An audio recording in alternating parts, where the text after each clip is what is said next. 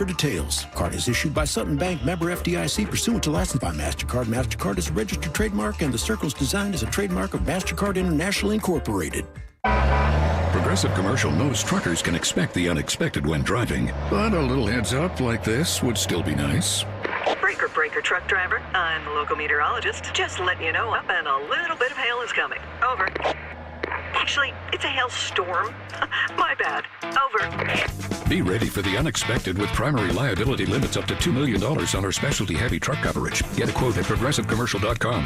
Progressive Casualty Insurance Company and affiliates, covered subject to terms and limits. Denny's has a special appreciation for America's truck drivers. You keep the goods moving and the country running, and they're always ready with made-to-order meals like the Lumberjack Slam. All your breakfast favorites in one truck-sized plate for an affordable price. Enjoy it with a cup of their always fresh coffee that's as endless as the road ahead. Come to Denny's and get your favorite diner meal and be back on the road in no time. Craving a delicious pit stop? Find your booth at Denny's today. Hours and participating restaurants may vary, subject to availability. Red Eye Radio and our sponsors are devoted to trucking safety. That's why we are proud to bring you the Red Eye Radio Million Mile Club. We've been saluting drivers who have surpassed the million-mile mark with preventable, accident-free driving. By reaching this milestone, you can be a part of an elite club of drivers who share remarkable safety records and demonstrate superior driving skills. If you or someone you know is a truck driver with 1 million miles or more of driving under your belt without a preventable accident, register online at RedEyeRadioshow.com. That's RedEyeRadioshow.com. The Red Eye Radio Million Mile Club would not be possible without the generous support of the fine folks from Petro Stopping Centers, Howe's Lubricator, Motel 6, the St. Christopher Fund, and Cat Scale. We applaud the individual truckers and fleets who drive with care and keep our highways safe. The Red Eye Radio Million Mile Club, devoted to trucking safety. Register online at RedEyeRadioshow.com.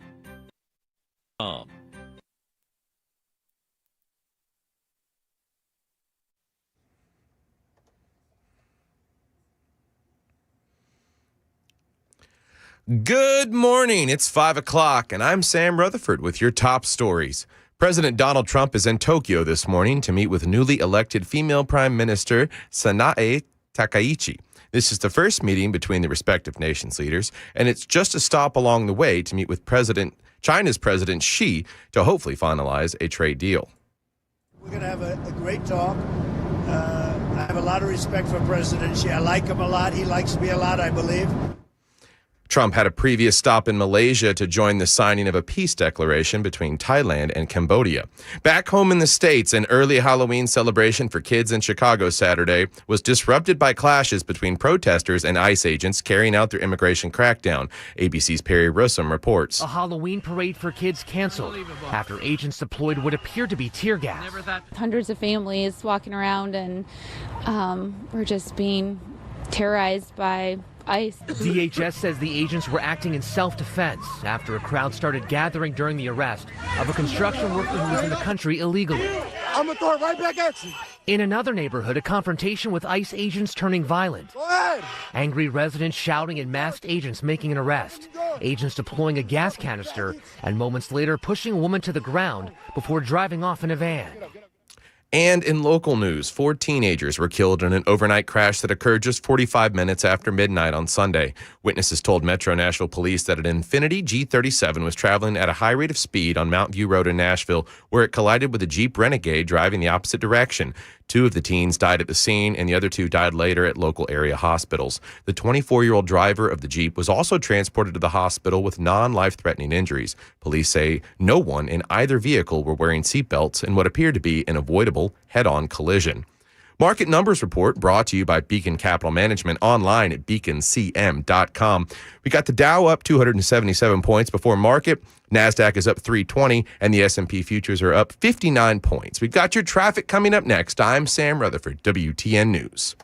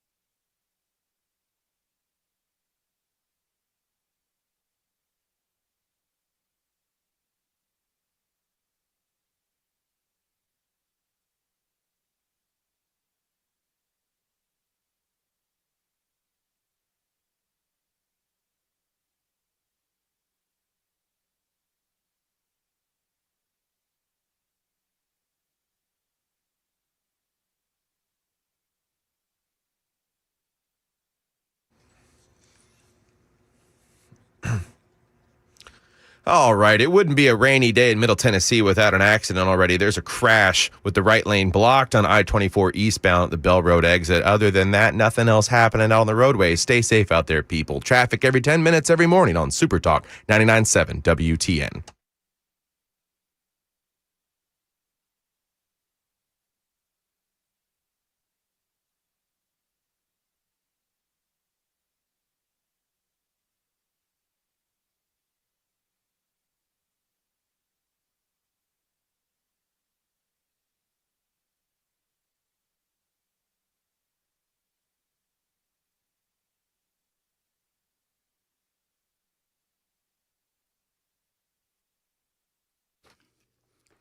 .505 Nashville's Morning News on Super Talk 99.7 WTN. Good morning to your friends. Hope you are doing well. And, man, it is so nice to just come in here and do Nashville's Morning News. No Red Eye Radio this week, no other shows, just me and you, and I'm so glad to be here. By the way, thank you to Brian Wilson for filling in for me last week for a couple of days. Big show today. President Trump is planning on importing beef from Argentina. Did you hear this? What impact could that have on Tennessee farmers? Farmer and attorney Dustin Kittle is going to join us at 6:36 to talk about that. SNAP benefits in Tennessee and across the country. They are going to shut down November 1st. That means no food stamps as long as the government is shut down. Democrats here in the state are demanding a special session.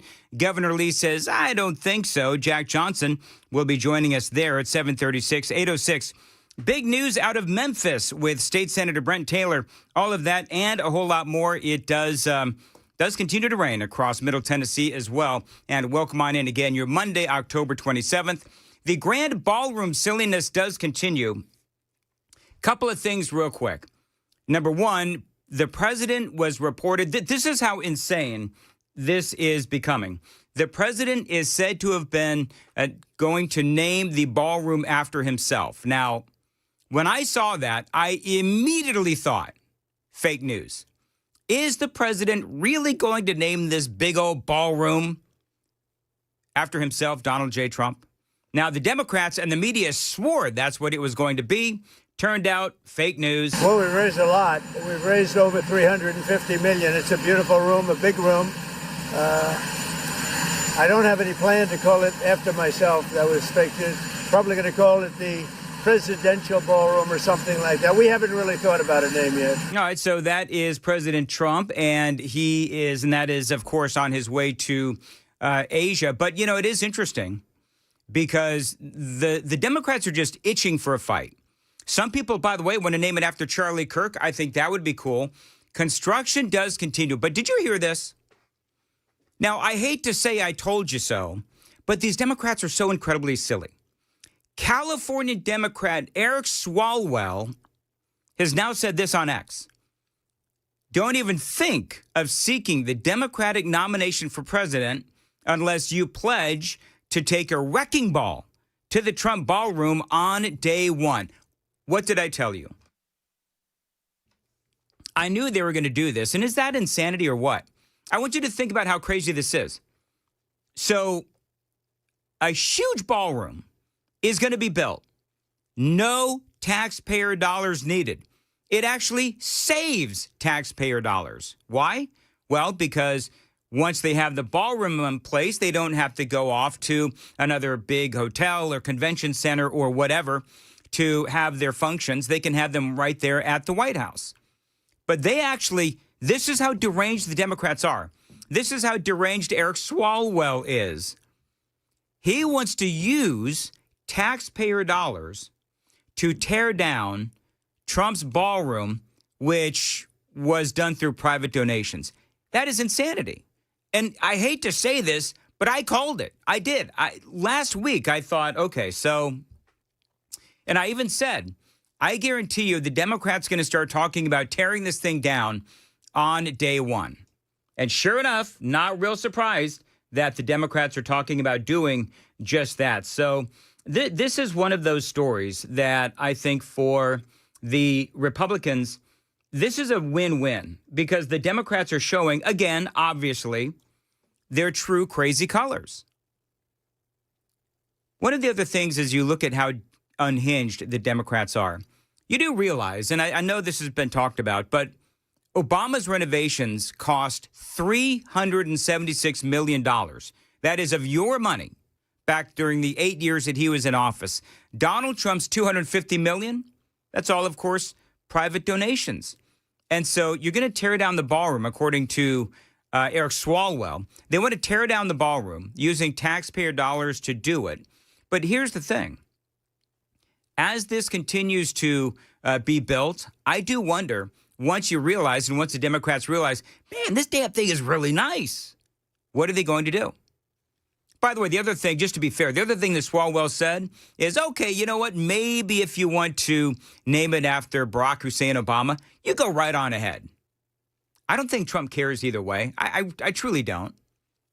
I think it would be great to name it after Charlie Kirk. I don't think the Democrats would allow it. And I can see this thing eventually. I can see this thing just having rotating names. You know, if there are conservatives in the White House, it'll be named after Charlie Kirk. If it's Democrats in the White House, they'll name it after Barack Obama, whatever. There's this other story, though, that has been blowing up about President Trump suing the government for the investigation into him over Russian collusion. I don't know if you saw this over the weekend. I think it came down on Thursday or Friday. But Trump is demanding, they say, $250 million to be reimbursed because, let's not forget, the massive amount, and we've talked about this, we've all talked about this, the massive amount of legal fees that Donald Trump has had to incur because the Democrats were constantly investigating him. Think about it. Russian collusion, and you've got the Jack Smith investigation as well, where as part of that, the FBI stormed into Mar-a-Lago and rifled through Melania's underwear drawer. Remember that whole thing? So word on the street is, and Donald Trump did confirm this, the New York Times was reporting that the president was asking to be reimbursed all of those legal fees.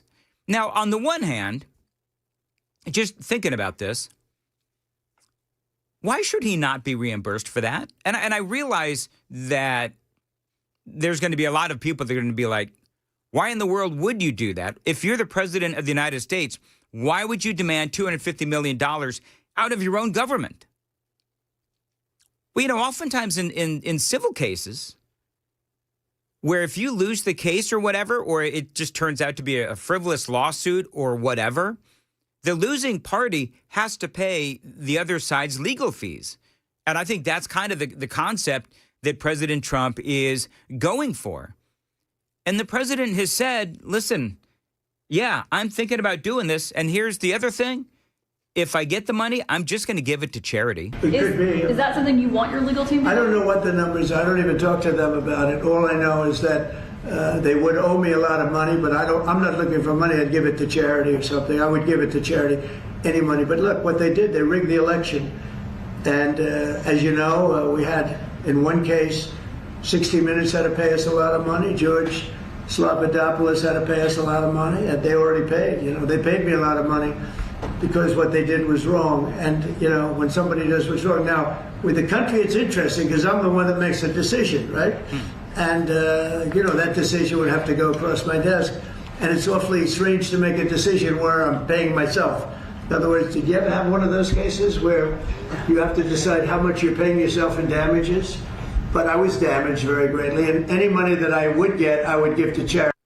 Yeah, I mean, look, the president says he's going to give it to charity. Do you know, by the way, how much Donald Trump has had to pay in legal expenses because of the Democrats and quite frankly, all of these frivolous lawsuits? Because they were frivolous. He's had to pay over $500 million. That's how much he's had to pay over the years, $500 million with all of these, in my opinion, frivolous lawsuits. $540 million to be exact. Now, that's insane. Only for Donald Trump to come back for a second term. By the way, again, please note, the president said that he would give it to charity. Hey, gentlemen, we've got two people running the audio console today. That's how overstaffed we are here at WTN. Can we do a Daily Dan poll and have the Daily Dan poll be, do you believe that Donald Trump deserves $250 million as reimbursement for the lawsuits and so forth. Figure out a nice way to word that. But I'm curious as to what the WTN Nation, a lot of us are Trump supporters. I'm a Donald Trump supporter. And I'm sitting here and I'm thinking, okay, so the president had to pay $540 million because of all of these lawsuits.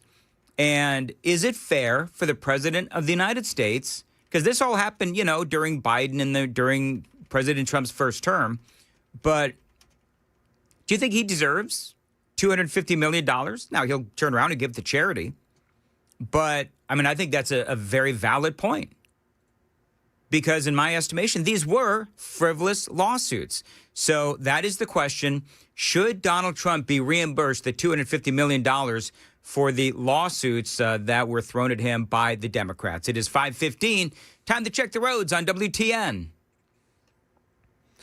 Well, it looks like that crash that was on I-24 has been cleared up already. No major delays or anything happening on the roads at this time. Just keep out for that misty rain is going to make things difficult to see on the road. Traffic every 10 minutes, every morning on Super Talk 99.7 WTN. Thank you, Sam. In for Joan. I believe Joan gets back tomorrow. As far as your weather for today, cool with periods of rain. Rain, of course, can lead to poor visibility, slow travel during this morning's commute. Today, a high of 59, and it's going to feel like 56. Appreciate you listening to Nashville's Morning News on Super Talk 99.7 WTN. Do you know the guy who just needs to sit down and shut up? Adam Schiff. No, but try again, Sam. Swalwell? There you go. Second time's the charm. Congressman Eric Swalwell, of course, out of California, is leading the charge on the screaming about Donald Trump ripping the government off of $250 million. This is the California congressman over the weekend. What's your level of confidence right now that this as the east wing of the White House is being torn down, the $230 million transfer of money to Trump will actually not happen? Oh, I think he has every intention of doing it. We have to take him at his word because he has been as awful or worse than, what he promised on the campaign trail. So we have to be ready. But again, this is why elections matter. This is why being in the majority matters. And what we can do, Jacob, is to make it clear to anyone who's going to be a part of this type of corruption, get yourself familiar with the House Judiciary and House Oversight Committees, because you're going to be spending a lot of time there answering questions under oath before Congress if you're going to do these type of drug deals on behalf of the president. These kind of drug deals, which I thought was interesting. So that's obviously the importance of midterm elections. And I know that you've been hearing me talk about this ad nauseum, but that really is what the midterm elections are going to be all about, right? Because if Donald Trump, obviously, he'll have 2 years left once the midterm elections are over. And if the Democrats win back the House, you just heard Eric Swalwell say it. If the Democrats win back the House, it is going to be nothing but investigations. And so that's the worry. Now, the question is, do you really believe that we will lose the midterm elections? The more we go along, the more it seems like, we're probably going to do okay in the midterm elections, but we'll have to see what happens. But it takes a whole new meaning when you start talking about all of these investigations. Usually when there's a president stuck dealing with a Congress run by the opposing party, it's just about negotiation. You're going to have to negotiate more if you're a Republican and the Democrats run the House or vice versa. You may not get everything that you want in a piece of legislation, but there is at least some negotiation. These days, losing the midterm elections means that everything you've done the first 2 years will be investigated, and make no mistake, the president will also be impeached. You know that's coming, right? Now, just to show you how unhinged these people are, listen to what was heard on MSNBC over the weekend, where they're now accusing President Trump of willing to use the military to kill the American people. I kid you not. Listen to this. On Helene's point about the possibility here of war crimes. Even the fact that there are officers who are having that conversation tells you about the 5-alarm fire that we are in, because the Trump administration claims they can lawfully kill people simply because they are suspected of drug trafficking like enemy troops instead of arresting them for prosecution. Does that match your understanding of the law? All right, so she's talking about the Venezuelan drug boats, right? I have absolutely no problem. Leave it to the Democrats, right? We've all talked about this, but leave it to the Democrats as they are standing up for drug dealers and drug pushers and drug runners coming from Venezuela. And yeah, Donald Trump is blowing up their boats. The president is certain, and we have every right to. If the president believes that there are drugs coming into our country via these drug boats, then blow them out of the water. I mean, personally, I have no problem with that. I don't. But leave it to the Democrats to stand up for the Venezuelan drug pushers that are in a boat coming to America. But now they take it a step further on MSNBC, where this guest says that, oh, yeah, and what's next? Trump is going to use the military to take out American citizens. Listen to this. No, not American law and not international treaties to which we are a signatory. Basically, the president, and I want to kind of foot stomp behind Paul here about a plan. The American president has said, I can point the U.S. military any place I want and kill anyone I want. That eventually is going to become a principle in the domestic use of the military. Yes. He is acclimating people to the notion that the military is his private army, unconstrained by law, unconstrained by norms, unconstrained by American traditions. And that, I don't really think this has anything to do with drugs. I mean, sometimes I wonder how far he's going to go to stop the release of the Epstein files and how many distractions he's going to throw at us. But this is about getting out from under his already dismal record, his record low approval ratings, his struggling with a scandal. And he is now saying, I am going to acclimate the American public to the use of military force anywhere I deem it appropriate under any circumstances. And I may well, the president may be thinking, I may well have us in a war by the time the elections roll around, which will enable me to say any opposition to me and my party is basically treason and unpatriotic. I mean, that dude's nuts. Now, here's the deal. And I was working Red Eye last week when Steve Bannon came out and said, hey, by the way, we're figuring out a way so that Donald Trump can indeed run for a third term. We may talk about that at some point today as well. But I got to tell you that the unhinged nature of the left right now is, by the way, Donald Trump is doing very well. I believe that he's doing very well on the world stage. I feel like he is also doing well here in America. And you know who agrees with me on that? Harry Enton. He did a whole segment. And again, this is on CNN, so you've got to consider the source. Harry Enton was on CNN, and they were talking about whether or not the American people were really, really concerned about the economy. We're going to talk about that and a whole lot more straight ahead.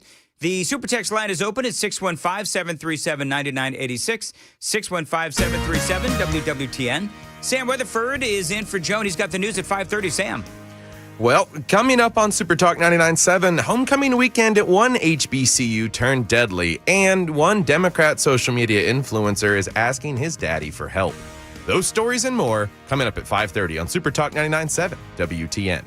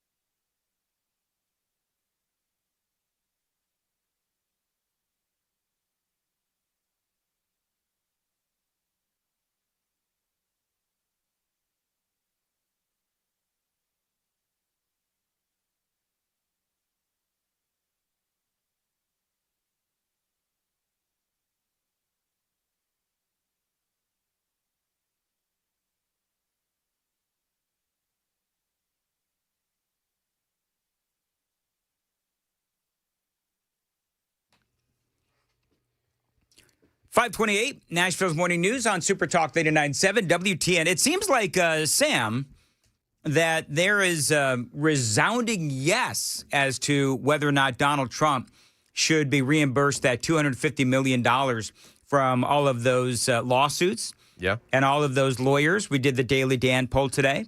And you didn't even have to mention that the guy, he didn't take, what was it, $1 a year salary in his first term? That's right. He donated the rest of it? Yeah, exactly. You know, I love that. And he's paying for the ball, for the ballroom. And so, I mean, most people believe that he should be able to get reimbursed for that. Also on the Super Text line, I think there is one person that said, no, he should not get reimbursed at $250 million. I'm going to find that. As they usually do at this time of the morning, the Super Text line exploded when I asked the question. So I gotta find it again. But I think there's one person, one lonely person that thought, oh, no, Donald Trump should not be reimbursed. So I'm going to find that. Also, have you seen the president? If you're watching on Super Talk TV, have you seen the president do the little dance when he got off of Air Force One? He gets off of Air Force One, and he is got all these, I don't even know what to say, but you got a bunch of Asian dancers that are right there, and they're doing a little bit of a dance kind of a thing, and Trump starts dancing along with them. And it's sort of like that Trump dance that he does, but it's also sort of like a mix between that and whatever these Asian people are doing. And it's actually very funny. I'm going to go ahead, if you follow me on X, I'm going to go ahead and post that. But if you're watching on Super Talk TV, there you have it. The Trump dance as he arrives in Asia. By the way, they gave him a huge reception as he arrived. And I think this is a very big deal for the president. We'll continue to talk about that and a whole lot more straight ahead. It is 5:30, Nashville's Morning News on Super Talk 99.7 WTN.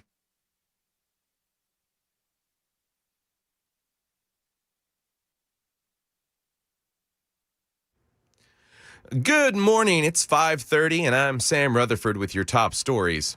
At least one person is dead and 6 others are injured following a shooting at Pennsylvania's Lincoln University Saturday night during the historically black university's homecoming celebration, officials said. A total of 7 people were hit with gunfire after shots rang out near the school's International Cultural Center, where crowds were celebrating after the homecoming football game. That festivity was interrupted and decimated by gunfire. It was a chaotic scene, and people fled in every direction, Chester County District Attorney Christopher DeBarena-Sarobe said. Officials did not give details on the conditions of the 6 injured. Multiple gunshot victims were taken to hospitals in nearby Delaware, authorities told CNN earlier. Several others were treated at the scene after being knocked to the ground and trampled as people ran for cover, the DA said. Officials have not yet determined a motive in the shooting, but the DA said it does not appear to be a case where, quote, someone came in with the design to inflict mass damage on a college campus. And Democrat social media influencer Harry Sissons is allegedly using his father's status as an attorney to send cease and desist letters to conservative influencers who, quote, make fun of him. According to conservative influencer David Harris Jr. on Facebook, the letters apparently demand all videos first be submitted to Sissons' father's firm for approval. This is the same Harry Sissons who allegedly requested inappropriate photos from 11 young women on the app Snapchat while championing the liberal feminist agenda on his platform. Is this a joke? Nope. So Harry Sissons? Yeah. I've been struggling with his name like since Friday, but so I want to make sure we have this right. So he can go on and he can make fun of any influencer he wants, and he does. Not to mention, say all the abhorrent things he says about conservatives. Mm-hmm. But if anybody's going to talk about him, they've got to submit the video ahead of time to his father? Yeah, according to David Harris Jr., I think the Hodge twins also shared it. So he hasn't come out and explicitly said it, but according to these conservative influencers, that's what they're receiving as far as cease and desist letters from his father's firm. Somebody's got to make a video of Harry's Sissons and, just like with his thumb in his mouth and on his daddy's lap, maybe wearing a diaper, and submit that. Go ahead and submit it and ask them if we can, submit that. Yeah. And post it. I think that'd be funny as all get out. As the son of an attorney, I would never ask for that. That's just asinine. Oh, the funny thing is, they know the response that they're going to get from conservative social media. You know what I mean? I mean, you want to talk about just asking for it. Anyway, whatever. All right, very good. Thank you. And in local news, the Indianapolis Colts ran all over the Titans yesterday. Colts running back Jonathan Taylor looked like prime Derrick Henry, running for 153 yards and 3 scores over a depleted Titans defense. Taylor now has more touchdowns as a player than the Titans do as a team this season. You know, why don't you talk about Vandy? Just forget about Nobody cares about the Titans. I got Vanderbilt coming up later. Titan legend Eddie George took to X days before the game to state the current ownership has set the franchise back, quote, a decade. That's the latest news. We've got your traffic coming up. I'm Sam Rutherford, WTN News.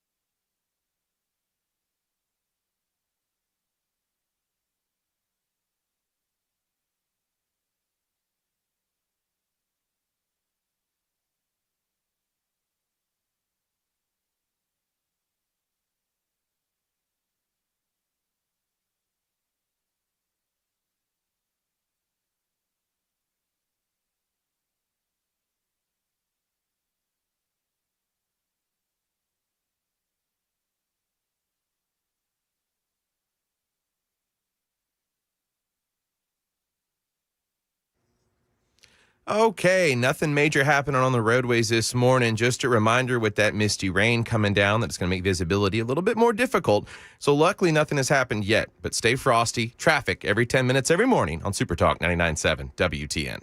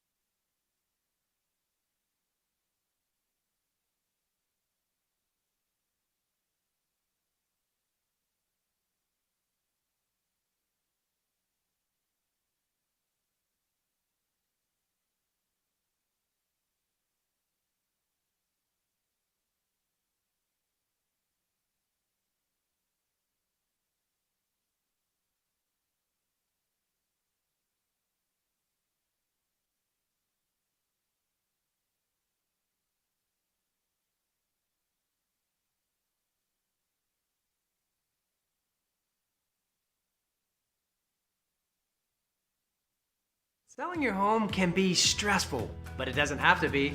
Get a guaranteed offer from Mark Spain Real Estate. There are no showings, no open houses, no stress. Work with the #1 real estate team in the U.S. and close with confidence. Go to markspain.com today.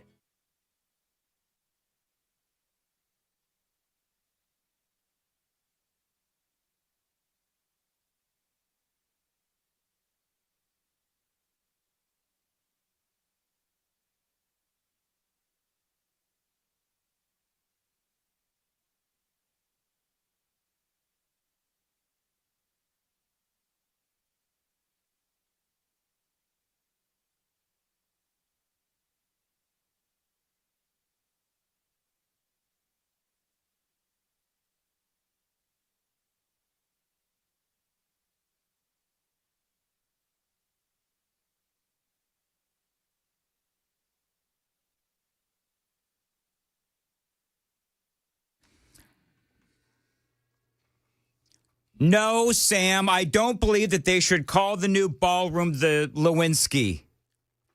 What is wrong with you? Why would you suggest that, Sam? I was saying you should rename the Oval Office desk in her honor. Or at least the room off to the side. It is a... He could name it the Freedom Ballroom and people would lose their minds. Oh, he would. He would. And people were making the Lewinsky joke on the super text line.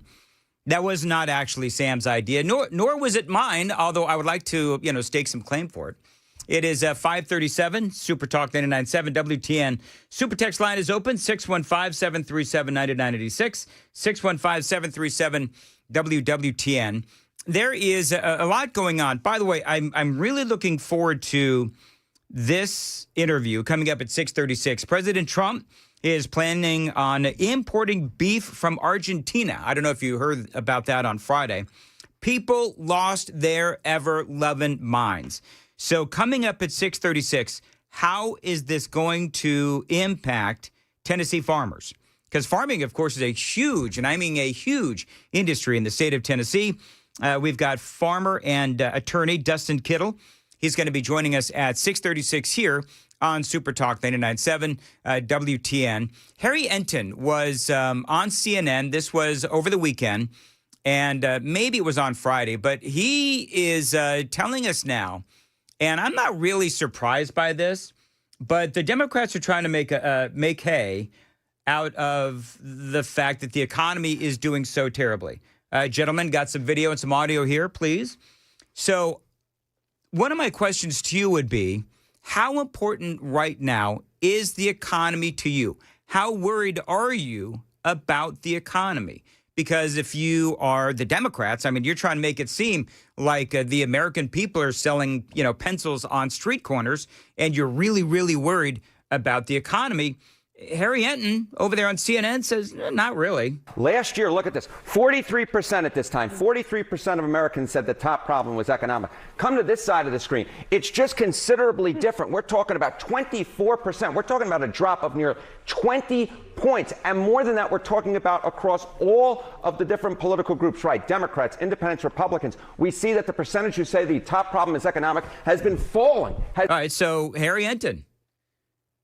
A year ago, 43% of Americans said that they were worried about the economy and that was the top problem facing the U.S. is the economy. A year ago, 43% across, as you just heard Harry Enton say, across all political platforms, independent, Democrat, Republicans. A year ago, 43%.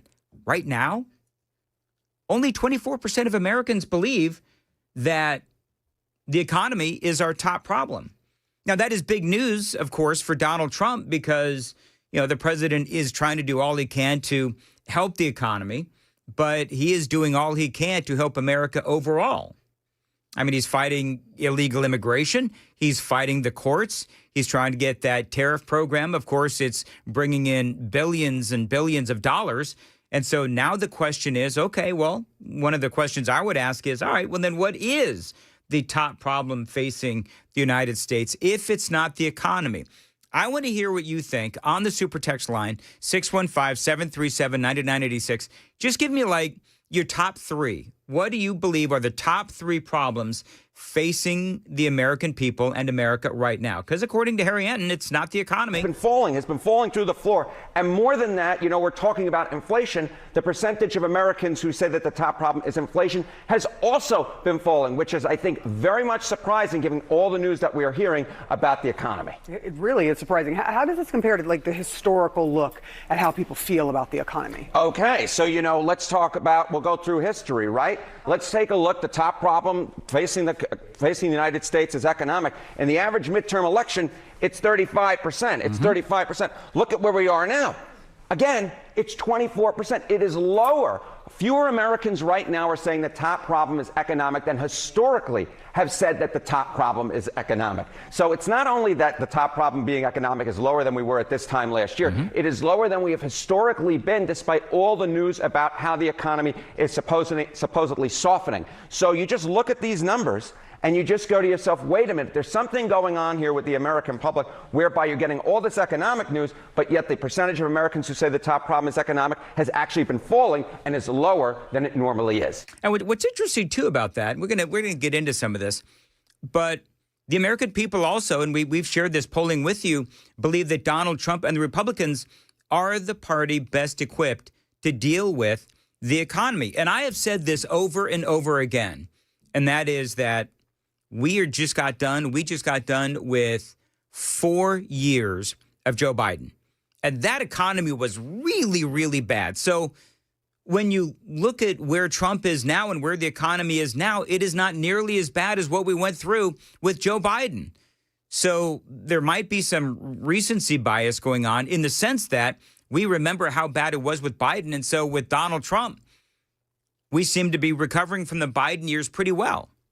So the American people aren't as worried about the economy as the media would have you believe. According to Harry Enton, we do have a lot of problems, right? We've got crime. We've got the impacts of illegal immigration. We, of course, have Donald Trump battling the courts on everything. The government remains shut down at the demand of the Democrats. But Harry Enton is correct. And what's interesting, too, in that last poll, he talked about top problems facing the U.S. is economic. On average, heading into a midterm election, 35% of the American people believe that the economy is the top U.S. issue. Now, only 24%. So I find that really interesting for a lot of reasons. But it does tell you that as we head into the midterm elections, I think that if the American people believe that the economy is on track, and listen, I'm just going to tell you that anybody can find fault with the economy. Anybody can. There's always going to be a way, and I've told you this many, many, many times. There's always going to be ways that an economist or a political operative can frame the economy to make it look bad for whoever the party is in charge. That's just the way that statistics and politics goes. But when the polling shows that the majority of the American people are not nearly as worried about the economy as the media and the Democrats would want you to think, well, then that tells you that the media is trying to once again manipulate the American people heading into the midterm elections. Got a lot more on this. I'm sorry, we don't do traffic at 5:45, do we? No, we don't. Negative. All right, very good. Scott Bessent, Treasury Secretary Scott Bessent, was making the rounds, and he was all over the place this weekend. And he put Kristen Welker in her place as she tried to hit him on the economy. Listen to what Scott Bessent says, because he says, you know what? I like you, but you're full of crap. Well, Kristen, it's unfortunate. As much as I like you, you like to cherry pick. So, when we came in, it was eggflation. Egg prices are down, gasoline prices are down. Overall, the inflation since President Trump has come in, has come down. Mm-hmm. We inherited this terrible affordability crisis from the Biden administration. The first thing we had to do was get it under control. And this month's inflation number was actually below the consensus number. If we look at core inflation, it was 0.2%, which was the lowest it's been in a long time. Rents are coming down. Yep. So, Kristen, you don't get to cherry pick. Inflation is a composite number, and I am confident that in the coming months, inflation is going to come down. Take that. By the way, they keep talking about eggs. So the cost of eggs, according to Gov't, has gone down. Early this year, when Trump took office, a dozen eggs were $7. Do you remember that? Eggs were $7. You know how much eggs are now? $3.49. That's right. Now, I've seen economists talk about how inflation seems to be creeping up as opposed to the massive surge that we saw under Joe Biden. Because remember, under Biden, it was like he spent all that money. Remember those big spending bills? And so there was a massive surge under Joe Biden. But with President Trump, it's just sort of creeping up a little bit, And listen, just so you know, I agree with a lot of you folks. There's some things that are still way too expensive. I totally get it. Could be a lot worse. As far as gasoline goes, under Joe Biden, the national average was $3.45. Trump's a lot lower at $3.15. Right now in Tennessee, it's $2.76 a gallon. Average during Biden in Tennessee was $3.20 a gallon. So eggs and gas are both down and down considerably under Donald Trump. Biden's average inflation was at 5%, hit its highest peak in June of 2022 at 9.1%. Donald Trump's inflation is at 3%. Give it a rest. Core inflation, you heard Scott Bessent mention core inflation. That is at 3%. Biden's average was 4.9% annually, and it went up like 0.2% last month. Now, in case you don't remember, core inflation has been described by the Wall Street Journal as stable and cooling. By the way, again, core inflation is the cost of everything, excluding the volatile food and energy sectors. So when you look at the minimal tariff impacts, because it doesn't seem like the tariffs have been doing a lot of damage to the economy. At least I haven't seen it. Wall Street Journal had a big thing about a week or two ago about how the tariffs have not made a massive negative impact on the economy. They just haven't. Now, remember, and with Trump, everything is always exaggerated. Y'all know that, right? So remember the tariffs, according to the media, the tariffs were going to destroy the economy. Not so fast, at least not yet. We have made billions, hundreds of billions of dollars with these tariffs. And so far, no massive negative impact on the economy. Again, some say it has impacted the economy some, but nothing massive as I can see so far. So I think for Trump and for Scott Bessent and for the Trump administration, I will say that really it's so far so good on the economy. Again, I realize that not everything is where we want it to be. But when you compare it to where we were, and when you look at the polling that shows that across all sectors, the American people do not see the economy as the top problem facing America right now, I think that is a great thing, especially as we head into the midterm elections, which, by the way, I do agree the midterm elections are a long way off. But I do want to know, and I'm going to read your reactions coming back from this next break, but I do want to know, what do you believe are the biggest problems the American people are facing right now? What are the biggest issues in America today? Give me your first, give me your second, give me your top three, give me your top two, whatever. But I do want to hear from you. 615-737-9986, 615-737-WWTN. All right, it is 5:52. There it is. On Super Talk 99.7. Sam Rutherford has the news coming up at 6. In for Joan Jones. Sam, you got big heels to fill. I know I do. My shoes are not as pretty either. Details have emerged regarding a daring rescue in Fort Worth, Texas, and could one school's football program break a 90-year-old record? Those stories and more on Super Talk 99.7 WTN.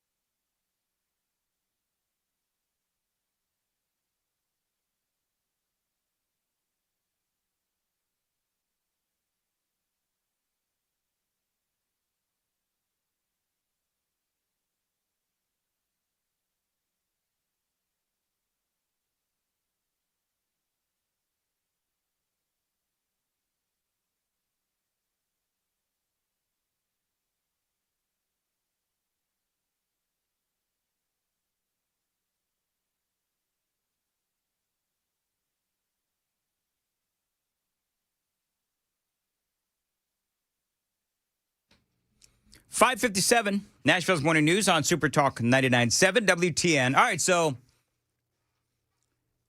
if there is one thing apparently we can all agree on, Sam, can you guess? Let me see if Sam can guess this. Sam, can you guess what the super texters at 615-737-9986?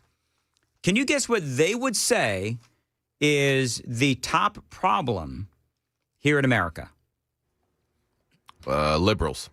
Very good, Sam. Democrats. Most people said Democrats. Democrats, let's see, 9159. Democrats, illegal aliens, and energy independence. 0792, crimes by illegals, Antifa, the division in the country. 1970 says Democrats. 3594 says Democrats, crime, and then Democrats. Well, I like that last one because in a lot of places, Charlotte, North Carolina, once again, got another crazy homicide by a guy that should have been, locked up behind bars. But Democrats lead to crime, and then they want more Democrats in power. So I like that. So I must have missed the story in North Carolina. Is that in your newscast coming up? No, it is not. It's something I saw the other day. It's just, it's adding to the list of things. Obviously, we saw that Pam Bondi's reached out, and they're seeking the death penalty against Carlos Brown Jr. in the Irana Zarutka case. But there was another murder out in the Charlotte. Well, there's apparently 12 hours ago, there was a shooting and a kidnapping in Charlotte. So what's going on out there? Is Charlotte turning into Memphis? By the way, we got big news out of Memphis. Oh, yeah? Yeah.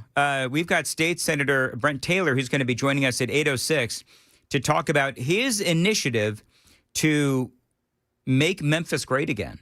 And so basically what it is he is and some others are going out, believe it or not, going out in Memphis and going out to the restaurants and, whatever there is to do in Memphis. And they're not afraid of apparently being gunned down. So we're going to talk to him coming up at 8:06. And the other thing that we're going to talk to him about is he is filing, we're going to get all the details from Brent Taylor at 8:06, but we're going to talk about what he is doing to keep District Attorney Steve Mulroy in check. Because we all know, and Sam's talking about it right now, and I talk about it all the time, which is the soft on crime district attorneys. That leads to, just like in North Carolina, Charlotte, North Carolina, that leads to crime, whether we're talking about Nashville or Charlotte or Memphis. The soft on crime, George Soros paid district attorneys, they let these bad guys out, and guess what happens? Everybody's shocked when they commit more crime. So he is doing something to try to keep Steve Mulroy in check. We're going to talk to him at 8:06 here on Super Talk 99.7 WTN.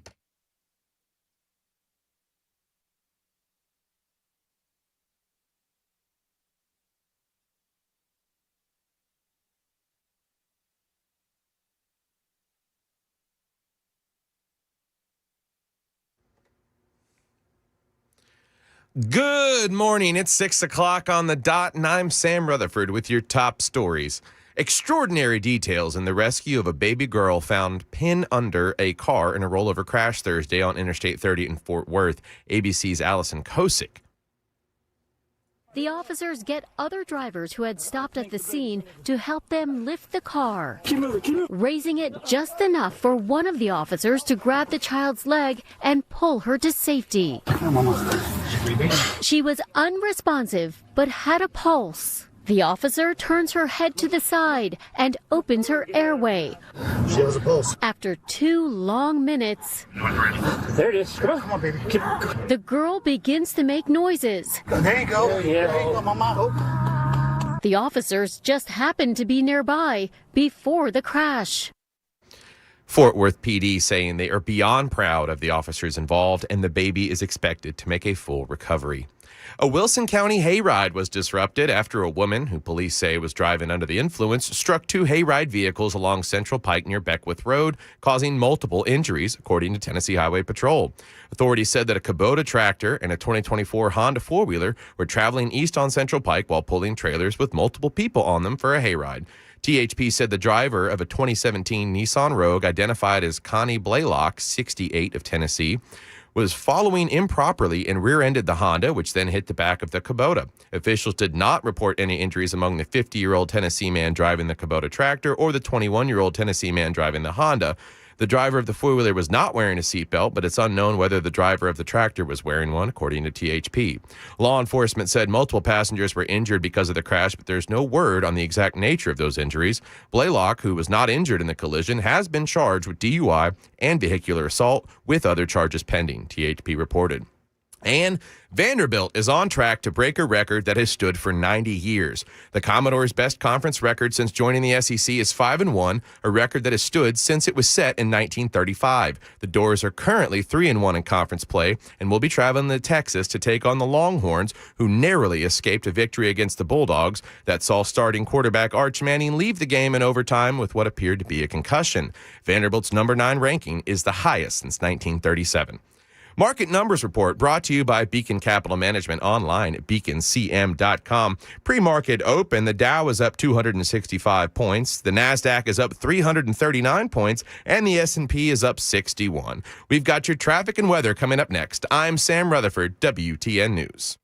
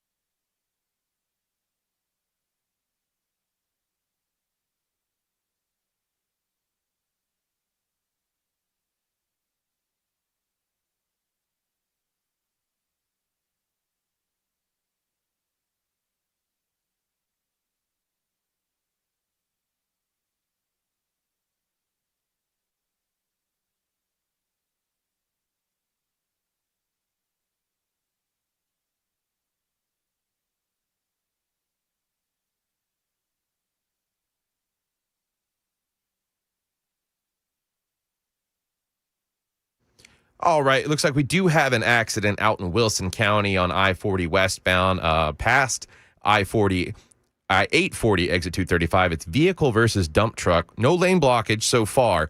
Keep a lookout for that if you're making your way into town from that direction. Traffic every 10 minutes every morning on Super Talk 99.7 WTN.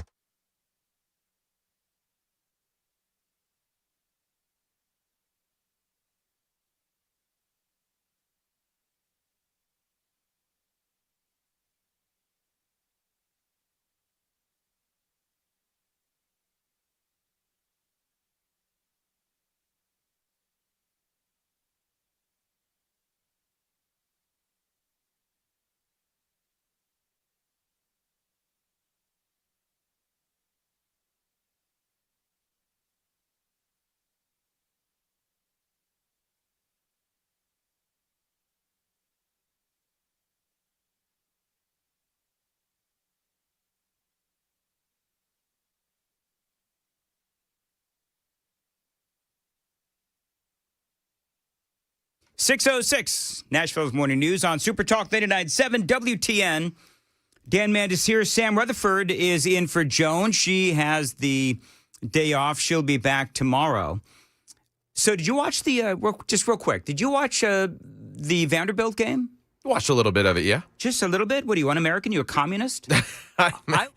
I watched the whole game. Oh, yeah?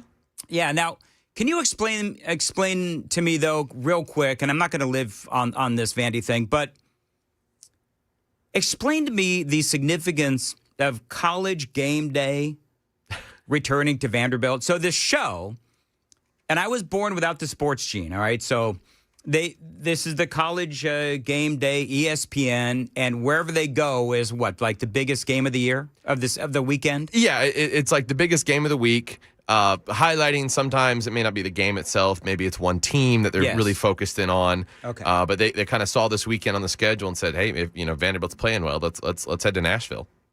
I love the fact that they had Nate Bargatze, Nashville's own Nate Bargatze, and he was the celebrity picker. Mm-hmm. And he had some Nashville love. Look, this might not mean a lot to you, but personally, I am from Old Hickory. I grew up a Vandy fan my whole life.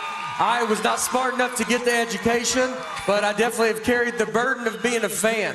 I can't believe this is happening. When College Game Day came here in 2008, I couldn't believe Game Day even knew who Vanderbilt was. Yep. And then we started talking like, I wonder if I could be a picker. So then I got my career, and it was up and down, and then Vandy goes back. Then I did SNL, and I came on Game Day 2 years ago. And then here we are now. It's a miracle that this is aligned for me personally. And Clark Lee and Diego Pavia to pull this together. It's unbelievable. Thank you so much for the year of my life with you guys. We're going Vanderbilt, anchor down all day, baby. I mean, he was so great. Oh, yeah. Nate Bargatze. Yeah, that was the second time College Game Day has ever been in Nashville. Yeah, last time was many years ago. 17 years ago. I can faintly remember it myself. The really cool part about that, so they've got Pat McAfee on there now. Yes. And they do a giveaway where they have a student from the school that's hosting them come out and try to kick a field goal. They set up a field goal and everything. Yes. And this kid hit it for $500,000 of Pat McAfee's money. And he did it only wearing a sock. Yeah. Now, it turns out the guy that they picked was, I guess, he was a soccer player. And he also played, football, I guess, in his senior year or something. And he hit 33 yards, you said? I think so. I think it was about 33-yard field goal. And dude won $500,000. And again, utilizing only a sock, which is amazing to me. So well, and if people go back and look at the footage, the real victory in that video, just personally speaking, someone has got a giant sign up talking about how much Jesus loves you. It's in the frame and everything. That's awesome. Which it sings to Nashville, at least what it used to be. But for comparison's sake, before we jump out of this, Game Day's been in Knoxville 12 times. Yeah, and Vandy only twice. Mm-hmm. See, I'm all for by the way, Vandy's now what, 9-1? Is that what their record? 7-1. 3-1 in conference play. Okay. And they're going to be on their SEC schedule, kind of rounding out the season. They have a chance to break that record. They have a chance to crack into the top 5. When do those numbers come out? For the rankings? Yeah. Should be today. Right now, they're preemptively ranked number 9, the highest ranking since 1937. It is crazy, man. So I'm very excited. How much does it suck to be the Titans right now? I mean, you've got Vandy, which is the talk of the nation, right? Mm-hmm. And the Vols are doing pretty good, too. The Vols won over the weekend as well. And do you know what's so funny? I didn't even bother. This is how bad the Titans have fallen. I didn't even bother to watch the game this weekend. Didn't even bother. I'm like, okay, you know what? I spent some good time watching Vandy and watching the Vols on Saturday.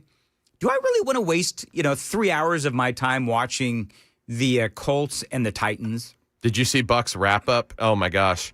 There was pain. There was visible pain in Buck Rising's eyes having to leave Lucas Oil Stadium. No, I didn't know that. Is Buck hurting? Well, listen, it's got to, and I like Buck a lot, so I'm not criticizing him. I'm really criticizing the Titans. Mm-hmm. But it's like, it's got to wear on a fella.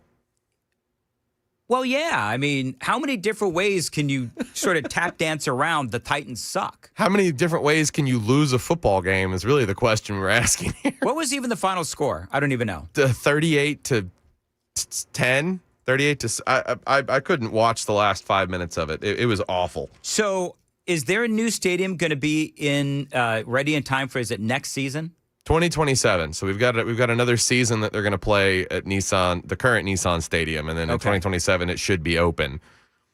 So at least we'll have a nice place to be terrible at. No. But here's the thing, though. How much more expensive are those tickets going to be in the new stadium for a team that right now the Titans are like, what is it, 1-7? Yeah.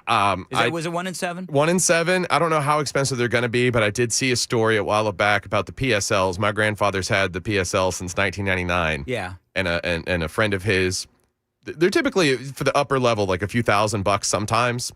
And historically, some of those upper seats have been, only like a few $100s to renew. Right. A couple that had PSLs that were $750 historically were asked to pay $10,000 for their new PSLs in the new stadium. That is complete and utter BS. Yeah. And we're hearing stories like that. With the product you're putting out. I mean, you heard it. You know what? They need to give a flippin' discount for this year. You know what I mean? Yeah. I mean, this is really bad. And I mean, I don't know how else to say that the Titans suck. And again, not a huge deal in my world, but I think that the Titans are terrible. And with Vandy and the Vols doing so well, it only echoes or really punctuates how bad the Titans are. Because I think that, if you're the ownership of the Titans, you're looking at all this, and they have made one terrible pick after another. And is it the general manager? And I don't know this. Is it the general manager? Is it the coach? Because they seem to be going through coaches. I'll tell you what, they never should have fired Mike Vrabel. That much I know. No, and if you want insight to what a communist-run New York City would look like, take a look at the Titans organization. It's a very good parallel. Is it a good parallel? Yes, a burning dumpster fire where nobody is happy and everybody's broke. Very nice. Well, you know what? I'd be interested to know if people have those season tickets and they got to do the PSLs. Is that what it's called? PSLs? Yeah. The personal, what is it again? What does PSL stand for? I don't even remember. But, I mean, are they willing to pay $10,000? You're used to paying a couple of grand. Personal seat license. Personal seat licenses. So if you're willing to pay a couple grand, okay, I could see that. Are you willing to pay $10,000 for a personal seat license for a team that has, I don't know when. If you think about it, when do you think that they're ever going to be able to be competitive? Because can we be honest? The Titans are not even competitive right now. They're not even competitive. They're competitive with how many bad stats can we break? Yeah, that's exactly right. So, I mean, is this the worst Titans team ever? Yes. Okay. I think this is the worst Titans team. And I've only been here for 12 years, but this is a very, very bad team. And that's all I got on football. But I loved Nate Bargatze. I love Nate Bargatze with College Game Day. He was a lot of fun. He told a lot of great jokes. I would play some of them, but they're all football-oriented, and frankly, I won't get most of the jokes. But if you want to check it out, I've gone ahead and posted it on my X. You can find me at Dan Mandis Show. 6:15, time to check the roads on WTN.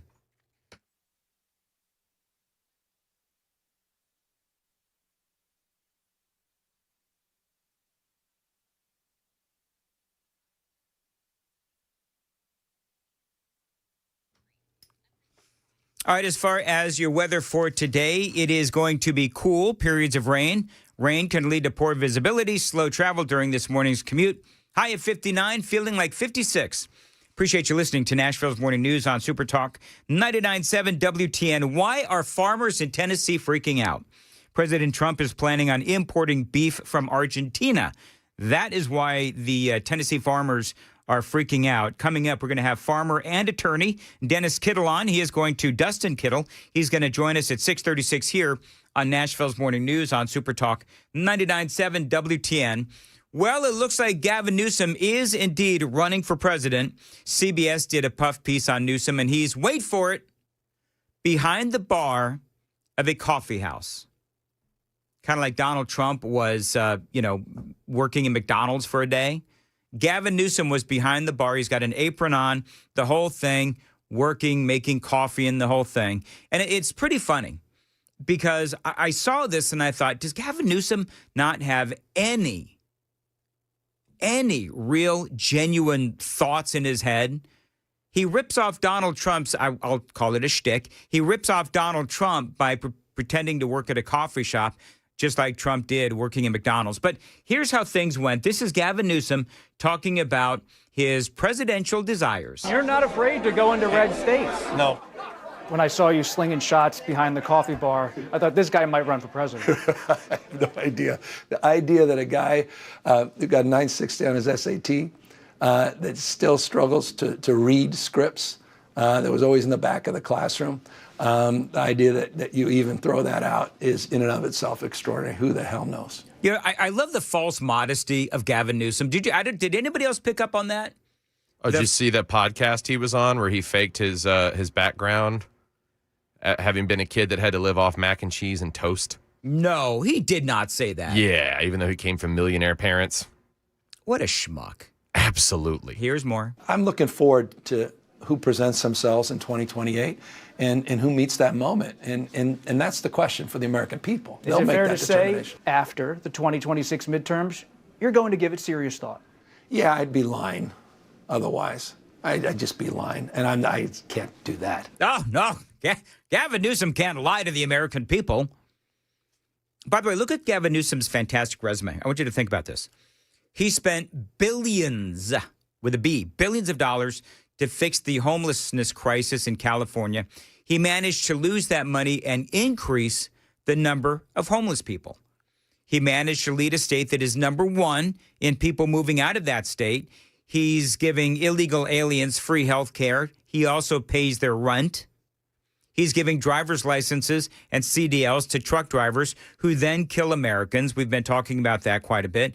And that's just off the top of my head.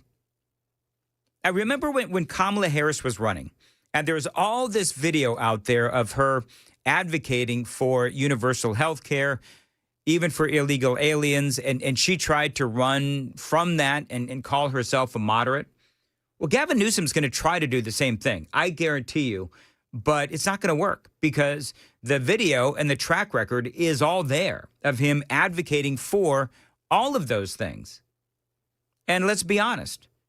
It is well documented that he has been advocating as California to be a sanctuary city. California is a sanctuary state, and he has been giving driver's licenses and CDLs to foreign truck drivers who then go off and kill Americans. Governor, you have long said that if you ever run for the White House, you need a compelling why, a reason. Are you moving closer to figuring out your own why and your own decision? Yeah, because you're power hungry. Gavin Newsom is power hungry, and the why is because he wants to be president of the United States. And remember, there's nothing wrong with wanting to be president.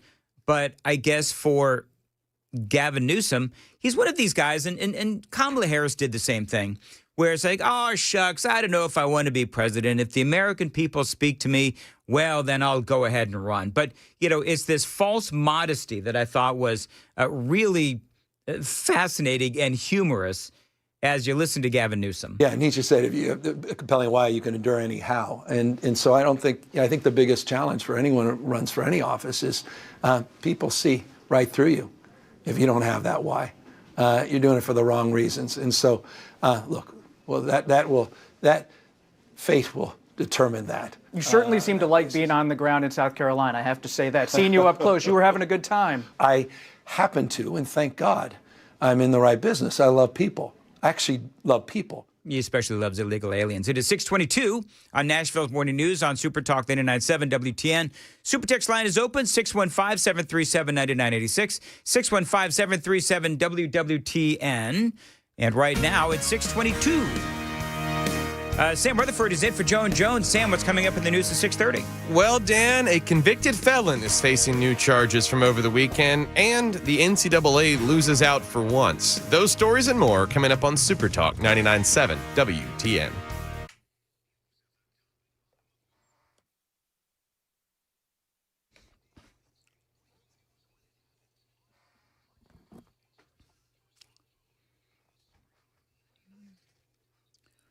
Dan Mandis here, and friends, if you need to save money on insurance, check out my friends at King & Associates Insurance. So many of my listeners have reached out to me and let me know that they've been able to save money and save big with King & Associates. Now, one guy that I know, his 16-year-old daughter got into a car accident.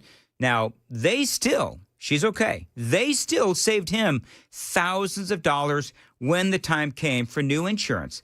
That's how King & Associates rolls. Now, you know why? Because at King & Associates, they know that life happens. And as independent agents, they can find the best deal for you and your family. They're going to weed out the non-competitive companies and find the best options for you and keeping the communication flawless. Now, King & Associates know that it's not only relationships with the best companies around, but also bundling home and auto. King & Associates, they will fight for the best deal possible for you. By the way, that friend that I was telling you about, he has figured out that his old insurance agent was overcharging him for years. So you need to make the switch to King & Associates today. You owe it to yourself to make that phone call, 615-321-8121, to find out what is the best deal you can get on home and auto. 615-321-8121. 615-321-8121, tkingandassociates.com.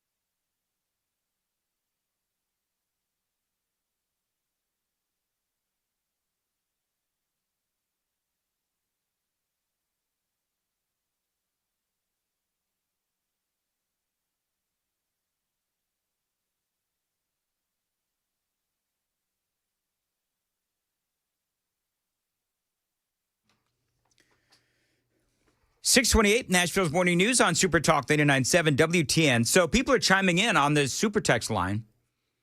We actually have 3 teams in the top 25 here. Oh, Memphis. Yeah, Memphis. The Grizzlies are at number 25. Well, so you've got Vandy at number 9. Tigers. That's what I meant, the Tigers. Shout out Scott Zapicki, son. The Vols are at number 14, and the Memphis Tigers are at number 25. Who are the Grizzlies? The basketball team, NBA. Oh, that's right. See, you know what? You got to cut me some slack on that one, people. But that's pretty. And the Titans are like dead last. Yes, dead flipping. Is there a team that's worse than the Titans? Is there a team that has gone winless thus far? So there was until yesterday. The New York Jets upset the Cincinnati Bengals. The game ended on a 4th down pass breakup. Yeah, that was. Happened to be former Titan Jarvis Brownlee Jr. We traded him away for a 6th round pick earlier in the season. So he ends the game for the Jets. They get their first win of the season under Aaron Glenn, the head coach. Yes. Whereas our corners are just getting burnt like toast all afternoon yesterday. So, yeah, it was pretty brutal. Yeah. All right, so and from what I understand, people are saying this is the first time that we've ever had 3 teams in the top 25. It's probably right, yeah. And at the top of the heap is Vandy. All right, it is 6:30, Nashville's Morning News. Super Talk, 99.7 WTN.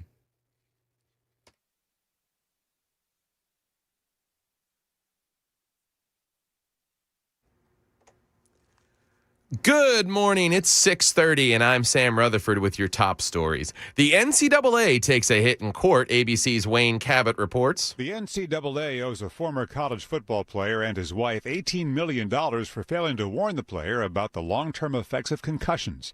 Robert Gaithers played at South Carolina State University in the 70s. He's 68 now and has trouble dressing himself and making meals.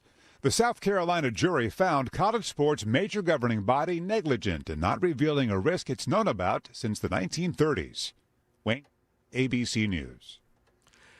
And in local news, convicted cocaine and gun felon Otis Beach, who police say shot directly at a Metro Nashville Police Department detective Friday, is now facing multiple drug charges in addition to attempted murder. According to MNPD, a search of Beach's Centerboard Court home led to the discovery of 33 pounds of fentanyl, 4.7 pounds of cocaine, 3.4 pounds of marijuana, and $51,000 in cash.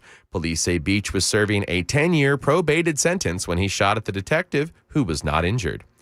And Argentina President Javier Milei secured a decisive victory Sunday in midterm elections, expanding his control of Congress and giving his government fresh momentum to push forward with deep spending cuts and sweeping free market reforms. The result gives Milei's libertarian movement a boost and marks another sharp turn for one of Latin America's largest and most volatile economies. Milei's party, La Libertad Avanza, won about 41.5% of the vote in Buenos Aires province, a historic upset in a region long dominated by the Peronist opposition. The rival coalition took 40.8%, according to figures cited by Reuters and the Associated Press. That's the latest news. We've got your traffic and weather next. I'm Sam Rutherford, WTN News. Thank you, Sam. 632, Nashville's Morning News on Super Talk 99.7. Mark Spain, real estate. Listen, if you've got to sell your house, if you've got to get out of it as quickly as possible, check out my friends at Mark Spain Real Estate. You can skip the hassles of a traditional home sale and sell your home quickly with the guaranteed offer from Mark Spain Real Estate. No showings, no open houses, and no stress. Friends, that is the guaranteed offer. You know, Mark Spain Real Estate, they are the #1 most reviewed real estate company in America. They've got over 13,000 five-star reviews. You can trust my friends to sell your home fast and for maximum profit. Now, they were ranked on the Inc. 5000 list of the fastest growing companies in America for now the 8th year in a row. They respond fast, and they are one of the most experienced real estate teams in Nashville. So check them out. Tell them Dan Mandis told you to reach out if you found your dream home, but you've got to get out of your current home first. Call my friends at Mark Spain Real Estate. 855-299-SOLD is the phone number. Tell them Dan Mandis told you to reach out as always. 855-299-SOLD. You can find them online anytime. It is markspain.com. That's markspain.com to get a guaranteed offer on your home today and start packing.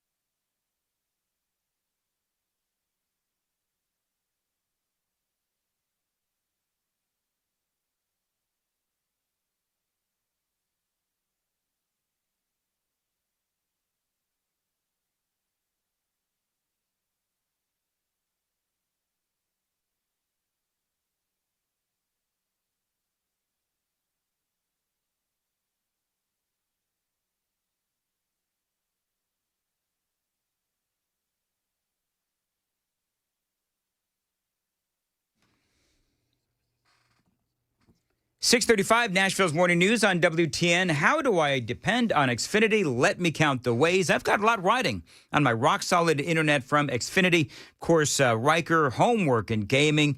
Amy, working all day long from home, utilizing Xfinity. And, of course, yours truly, always prepping, always doing shows from my basement as well. All those shows last week on Red Eye Radio done at home, courtesy of Xfinity. And, by the way, if something does go wrong, you know, they can make it right with 24/7 customer service for whenever you need it. And, you know, with a Riker in the house, he is 11. It is critical that we're able to check out exactly what he's watching and doing. And with Xfinity, you can. You can depend on these folks. So check them out today. Xfinity online, xfinity.com, 1-800-XFINITY, or stop by a store today.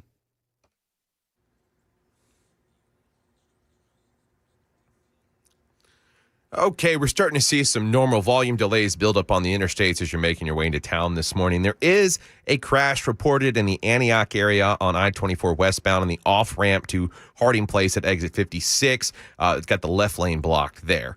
Other than that, be wary of that misty rain coming down this morning. It's going to make visibility a little bit more difficult. Traffic every 10 minutes every morning on Super Talk 99.7 WTN.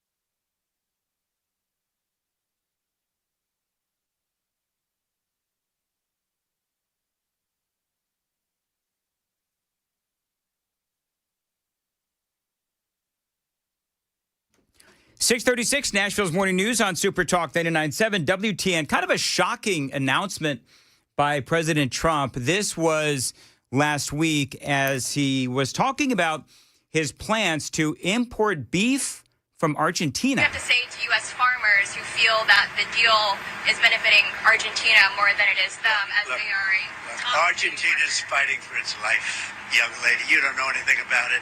They're fighting for their life. Nothing's benefiting Argentina. They're fighting for their life. You understand what that means? They have no money. They have no anything. They're fighting so hard to survive. If I can help them survive in a free world, I happen to like the president of Argentina. I think he's trying to do the best he can. But don't make it sound like they're doing great. They are dying.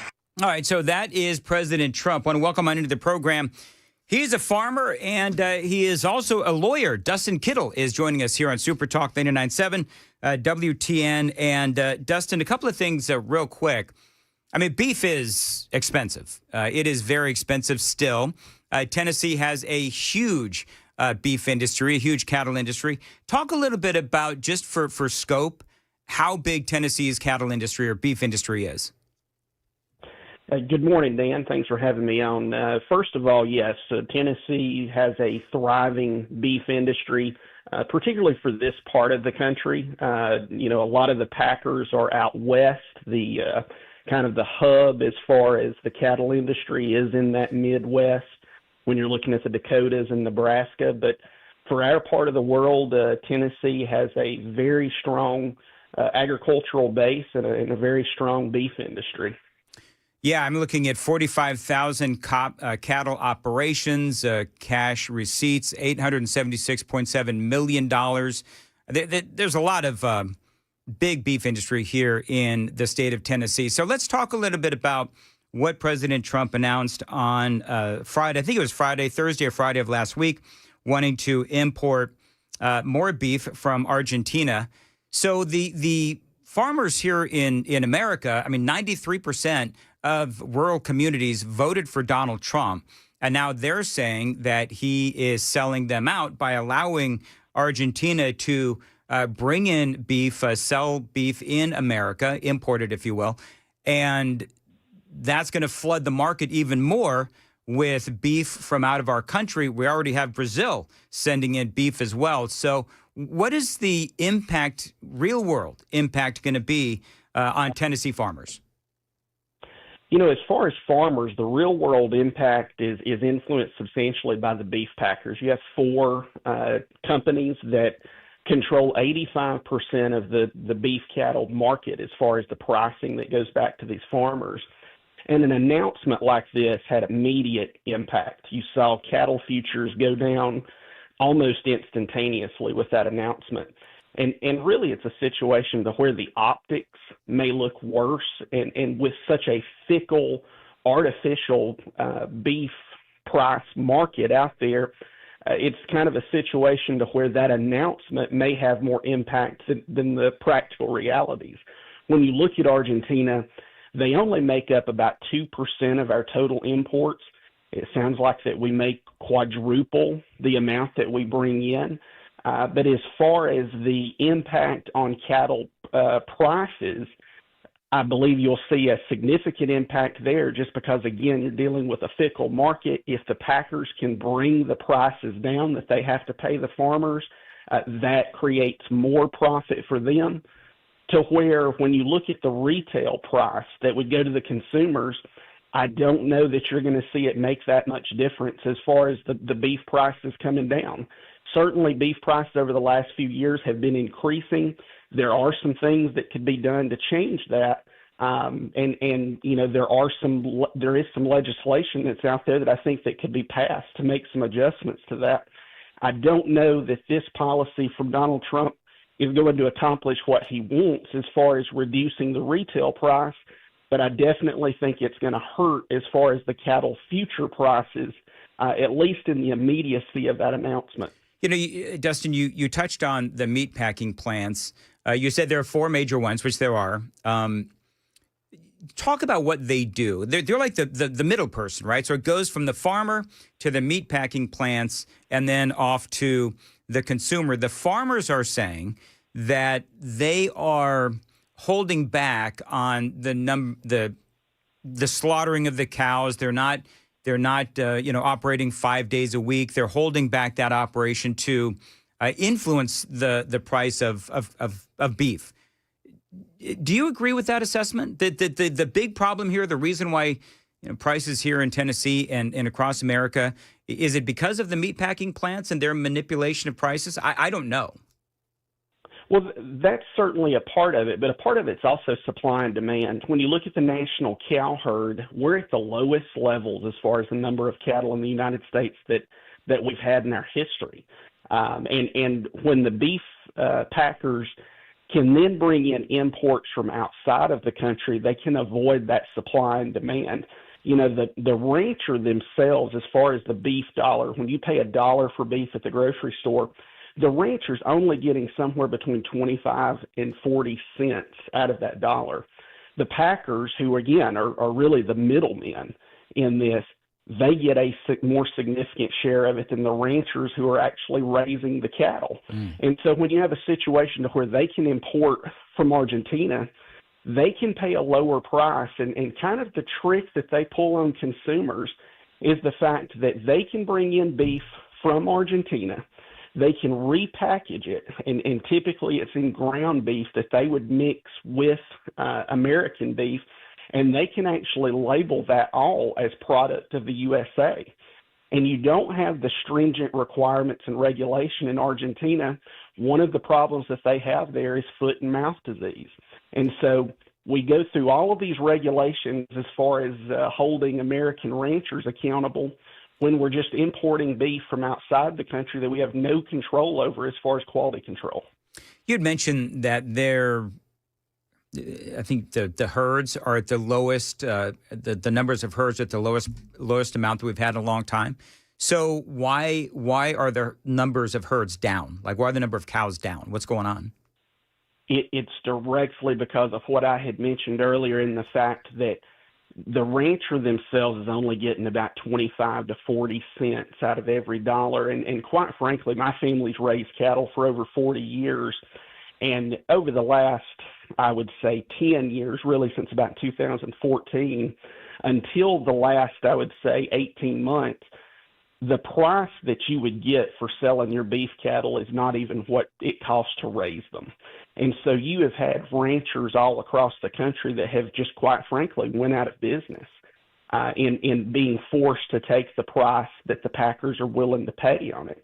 You've also had that combined with drought and some other impacts, but the real reality is the only people that are left raising cattle right now is the people that have survived this storm. We've finally gotten a situation now to where prices are sustainable, to where you can actually at least break even. And now you have a situation like this that comes along that is impacting the price that the ranchers can receive. Dustin Kittle is joining us on Super Talk 99.7. Dustin, coming up, I got to check traffic real quick, but coming up, I'm going to ask you about Trump's tariffs on Brazil. And okay, so if beef prices are high, which they are, and the farmers and the ranchers have a price where they can, finally able to perhaps make a profit or break even, well, then is there any hope that beef prices are going to be going down for Tennesseans and folks all across the country? 6:45, time to check the roads on WTN.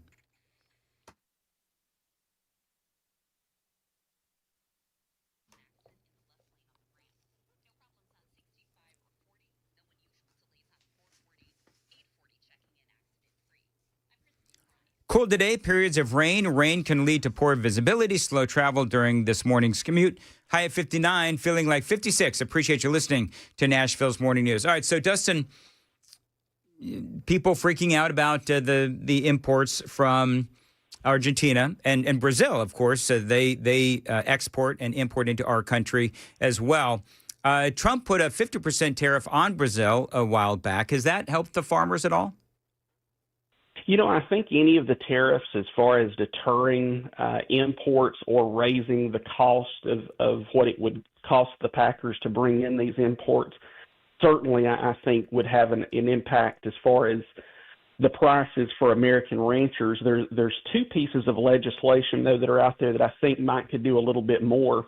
One is Thomas Massey's introduced something called the Prime Act, and the Prime Act would allow you to work with a local processing facility that would not necessarily have to have the USDA regulation as long as you're selling intrastate as opposed to interstate. So if you're buying something from your neighbor, you would not have to go to, for example, a USDA inspected facility where a lot of times there's a 2-year wait to be able to process that animal. And so the more local level farm to table options there are, it creates additional options for consumers for products that could be cheaper. Certainly, they would have more information as far as how that animal's raised. The other piece of legislation that I think could be really important is something called MCOOL, which is mandatory country of origin labeling, which would allow the consumers to know where that beef is raised. And again, let the consumers make the decision. If they want to purchase beef from Argentina that's at a little bit lower price, then that's certainly at their discretion, to where beef that's raised in the United States would be clearly labeled as such so that the consumer's not deceived, they're not confused. It does not allow for a deflation of the rancher's piece of the pie. At the end of the day, they're put on an even footing so that the consumer knows what they're buying. The rancher gets exactly what they should as far as their share of the beef dollar. So at what point will we see lower beef prices? I mean, if the ranchers are that we need to get the ranchers where they need to be, but the American people are spending a lot of money on beef. Like where's the give and take? What you would see is we've got to increase the herd numbers. And so as long as the rancher share of the beef dollar is in place, you will see people enter the cattle industry. You will see people retain more heifers back, which increases the national cow herd. As it's been over the last few years, again, you had so many ranches that went out of business because they couldn't sustain. And it's just become a self-perpetuating situation to where, again, because of where the supply and demand part of everything is, you've got higher beef prices. One of the other things, and the USDA, since Trump has come in, has made this a focus that I think would have more impact than anything else, is if you increase the number of local processors. Most of the cattle that's sold in Tennessee ends up getting on a truck and it heads out to feed yards in the West. If we can increase the number of local processors that are here, and we can cut that regulation down to allow more local and mid-sized processors to open up to give us more options, that will clearly bring down beef prices without sacrificing the cost that would go to the rancher. So final question, how is the farming community that you socialize with and talk to, how are they handling the possibility of more beef coming in from Argentina? It's been a resounding rejection of that policy. Even a lot of longtime Trump supporters, it's one of the most unanimous rejections of a policy I've seen as far as amongst the cattle industry groups and amongst the farmers. I think that it's been uniformly rejected, but again, I think it's a situation where the optics may look worse than what the practical effect of it's going to be, because again, you're talking about Argentina bringing in just 2% of the total imports. I think if President Trump had it to do over again, maybe that comes in without a full-fledged announcement, because I think that his emphasis on this policy probably created the immediate reaction as far as the cattle futures market, more so than what the practical effects would be. But as far as the farmers and the ranchers, you are seeing them question whether this policy truly is America first. All right, Dustin Kittle, always great to have you on. I knew you were the perfect guy to explain this to me, and I very much appreciate you joining us here on Super Talk 99.7 WTN. It is 6:51. Sam Weatherford has the news coming up at 7 o'clock. Sam. Well, the trial of a Clarksville woman is set to start this morning, and President Trump's Asian tour has been full of wins, but he's aiming for more. Those stories and more on Super Talk 99.7 WTN.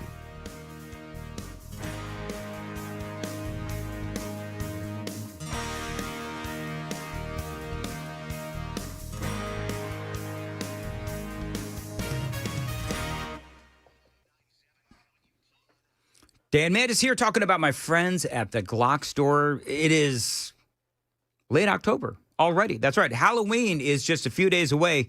Time sure flies, and before you know it, the holidays will be here.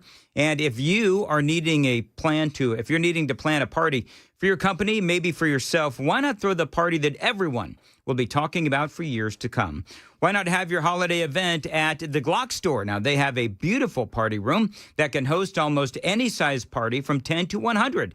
And it comes with a dedicated shoot room or rooms, depending on the party size, with personal professional firearms instructors. That's right. Now, don't forget to ask about the full auto option. Now, that is a party they'll always remember. Just call the Gov't store retail showroom. That phone number is 615-682-6565. The Gov't store retail showroom, 615-682-6565. And ask to speak to the retail manager, or just stop on by to check them out. She'll be glad to help you plan the perfect party. Just remember, the Gov't store. You got to check them out online, shoot270.com, GovTstore.com. You really should make your party plans now. They sell out the best dates every single year, and this year will be no exception. Plan the perfect holiday party at the Gov't store, 615-682-6565. Minutes from the airport, worth the drive from anywhere.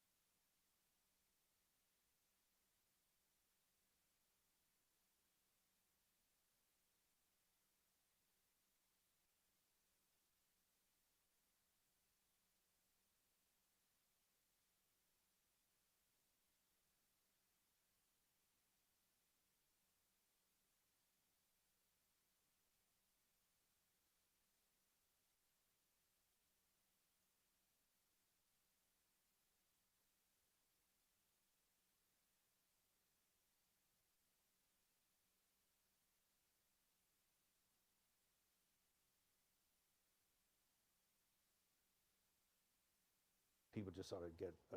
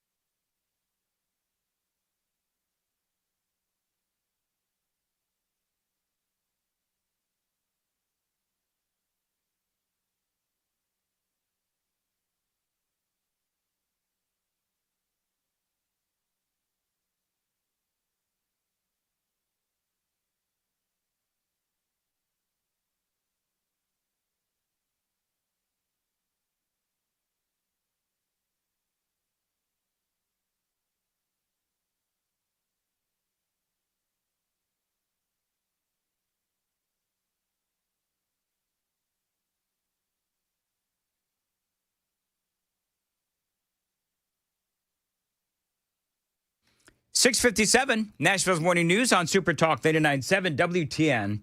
So Steve Bannon freaked out all the liberals on, I think this was on like Thursday night, Friday, whenever it was. But this is Steve Bannon saying that Donald Trump will indeed have a third term. He's going to get a third term. So Trump 28, Trump is going to be president in 28, and people just ought to get accommodated with that. So what about the 22nd Amendment? There's many different alternatives. At the appropriate time, we'll lay out what the plan is, but there's a plan. We had longer odds in 16 and longer odds in 24 than we got in 28. And President Trump will be the president of the United States, and the country needs him to be president of the United States. We have to finish what we started. All right, so listen, I get what Steve Bannon is saying.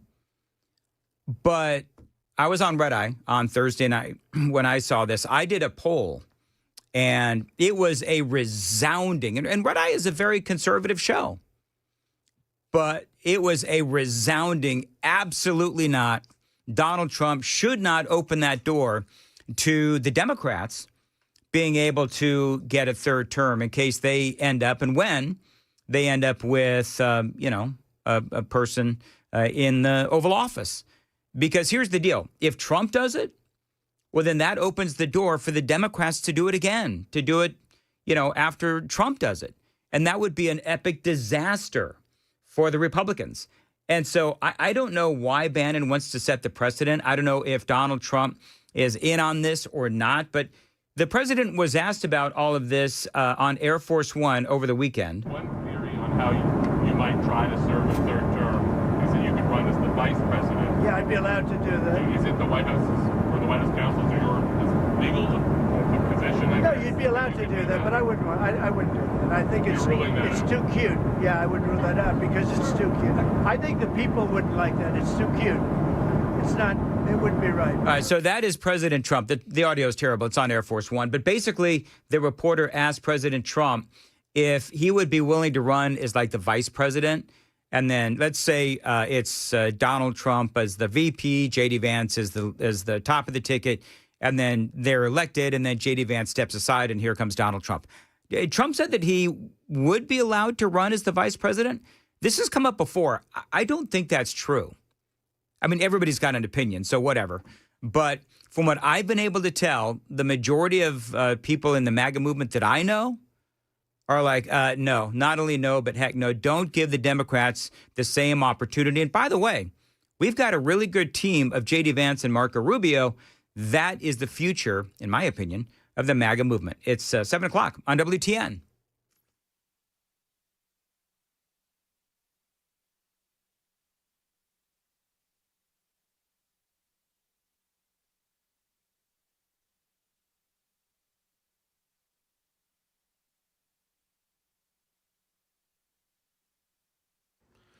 Good morning. It's 7 o'clock, and I'm Sam Rutherford with your top stories. A Clarksville mother accused of starving her teenage son to death more than 3 years ago is set to stand trial starting today. On July 6, 2022, the Clarksville Police Department said officers responded to a home on Virginia Terrace where first responders found 13-year-old Kadarius Maddox dead. Kadarius' mother, Cheyenne Maddox, was arrested for 5 counts of child abuse and neglect that day, but those charges were the result of authorities discovering other children living in a home filled with trash. She later bonded out of jail. The following month, Cheyenne was taken into custody for aggravated child abuse, neglect, endangerment related to the death of Kadarius, but once again, she was released on bond. According to the autopsy, Kadarius, who suffered from cerebral palsy, weighed only 35 pounds and died from malnutrition. His death was deemed a suspected homicide. In October 2022, police announced Cheyenne had been indicted for criminal homicide. She turned herself in at the Montgomery County Jail and served with the indictment for first-degree felony murder.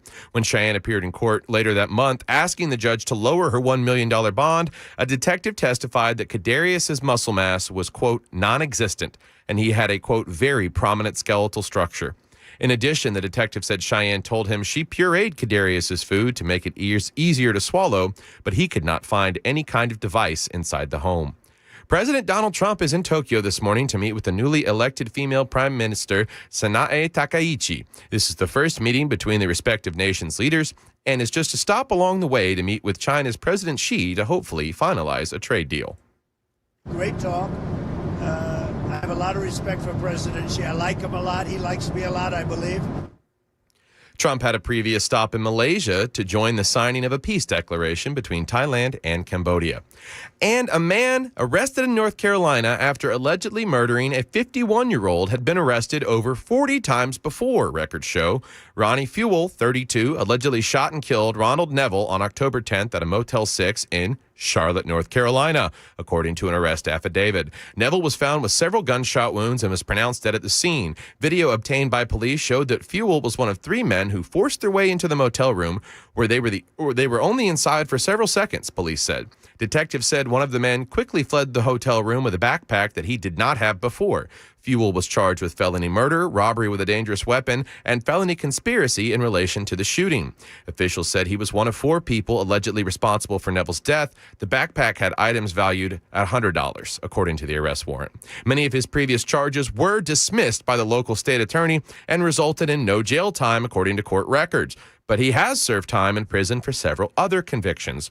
Representative Mark Harris of North Carolina wrote on X that he was disgusted at the amount of times Fewell had been arrested. Quote, another serial criminal who was walking free in Charlotte, North Carolina has just been arrested for the murder of a 51-year-old man, end quote. Market Numbers Report brought to you by Beacon Capital Management online at beaconcm.com. We have the Dow up 203 points, pre-market open. The NASDAQ up 309 points, and the S&P up 53 points. That's the latest news. We've got your traffic and weather next. I'm Sam Rutherford, WTN News.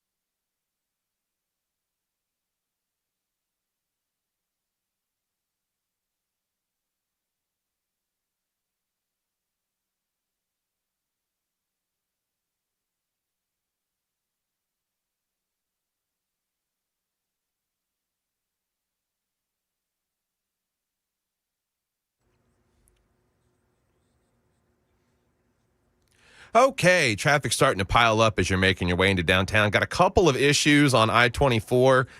There happens to be a crash with the on the off-ramp, right shoulder blocked at 24 westbound at the Harding Place exit. Still working on that accident. Then further up, there is a crash with at the off-ramp, right shoulder blocked at the 65 southbound off-ramp at Trinity Lane, exit 87.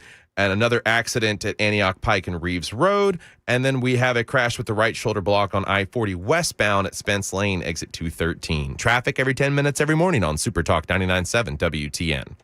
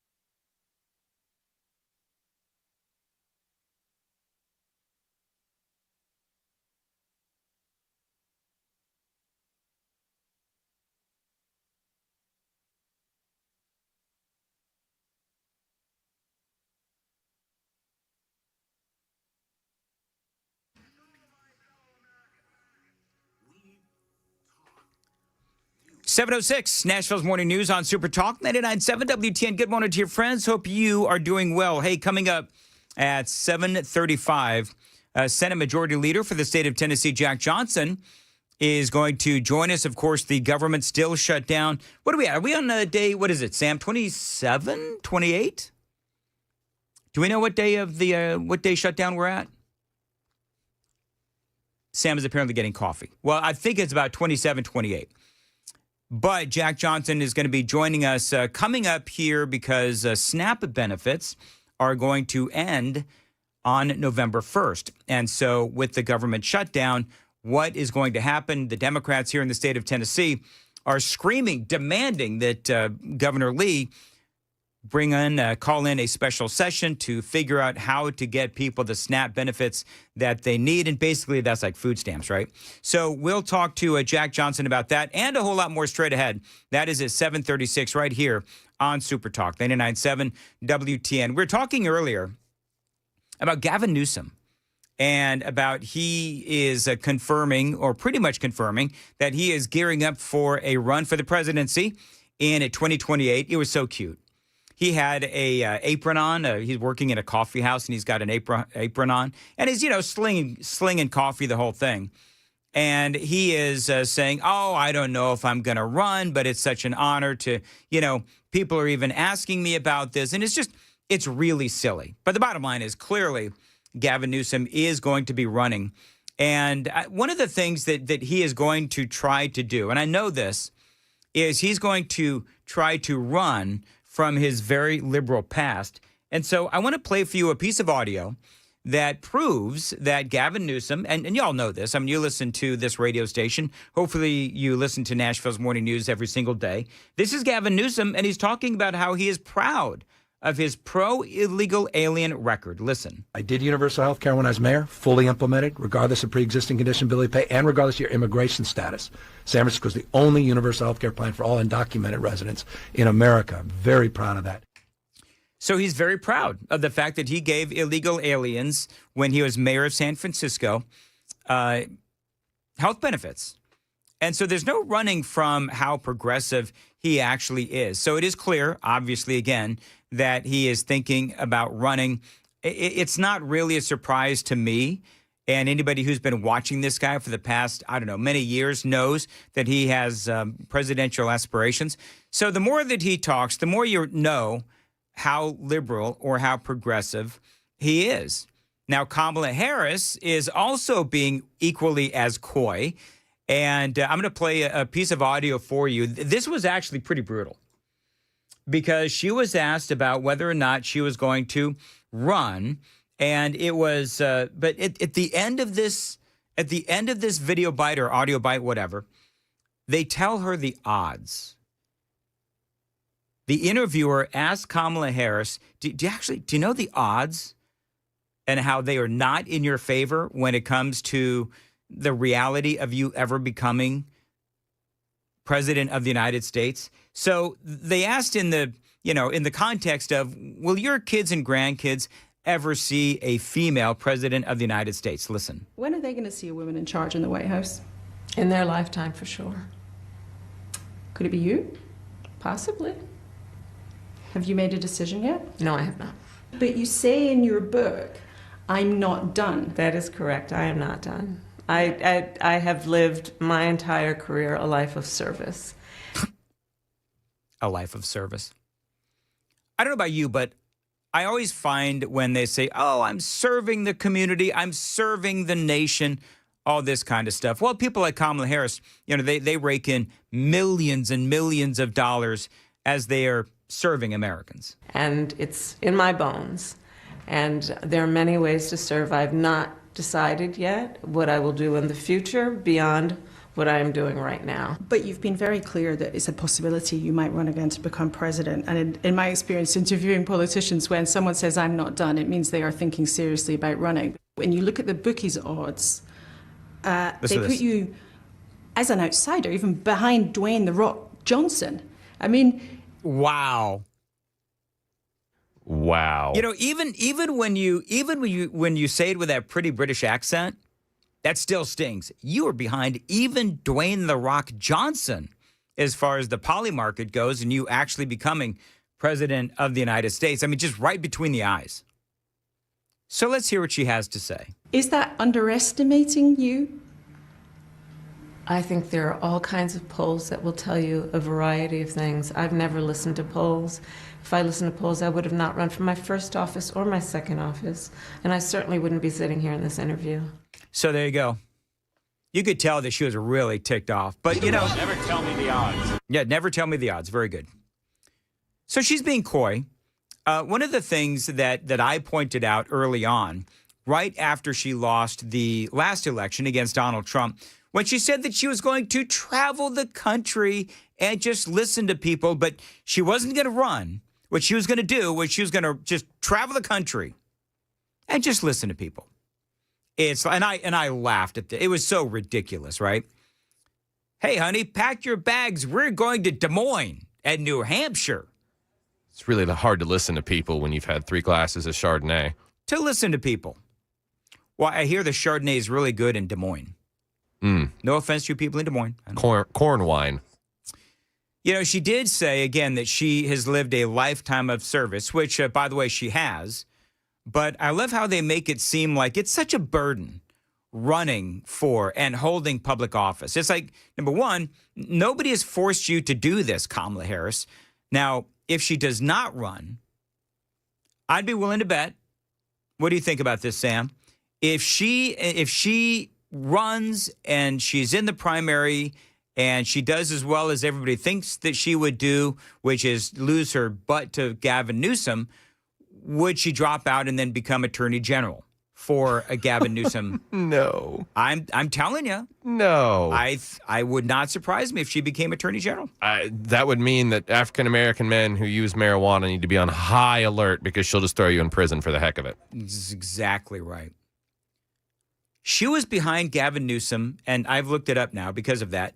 She is behind Gavin Newsom and AOC in the poly market. So she's like, wait. And for the poly market, basically you got a bunch of people, and what they do is they have bets on who's going to be, the president, the vice president. It's just betting on political candidates and political stuff. J.D. Vance, by the way, in case you're curious. So right now, the poly market for the Democrats, Gavin Newsom's in first place. You've got AOC in there as well, but you've got Kamala Harris way down at the bottom. J.D. Vance is the clear front runner for the Republicans.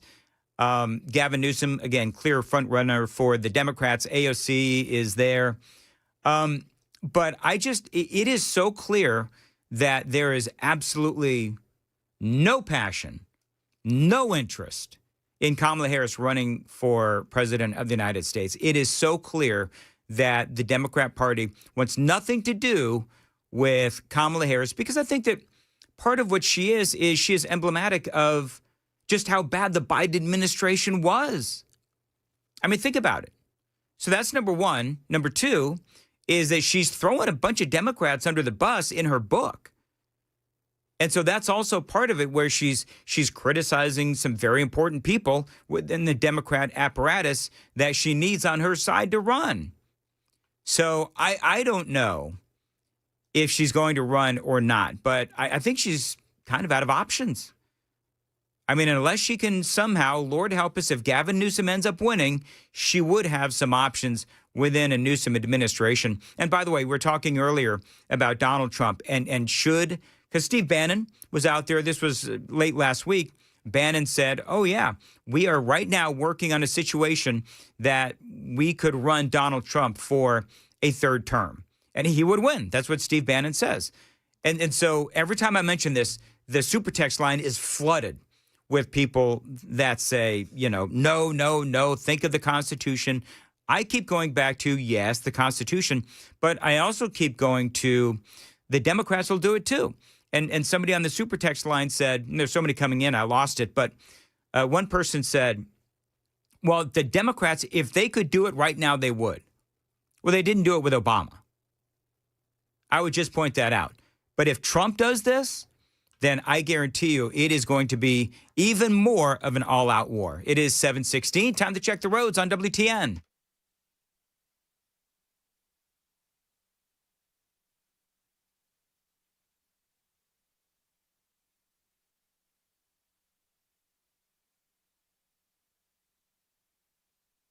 As far as your weather goes, it's going to be, I think the weather word of the day. Sam, you got a weather word of the day? I've got one. You got one? Drudgy. Drudgy? I'm going to say icky. What? It's just going to be icky. Cool with periods of rain. Rain can lead to poor visibility and slow travel during the morning commute. You know, cloudy and icky, I think is the best way to say it. Am I wrong on that? I can be wrong. But the rest of the week, man, we're not going to break like the high 50s as the high of the day. I like the cooler weather, Sam. Do too. I'm just one of those kind of people. Hot beverages feel better in the cooler weather. That's exactly right. Hey, by the way, I got to tell you, Eric Swalwell, to folks here at Eric Swalwell said, so back to the ballroom real quick, in case you're just joining us. The left, and we got CNN on here in the studio, and they are still hyperventilating over the ballroom.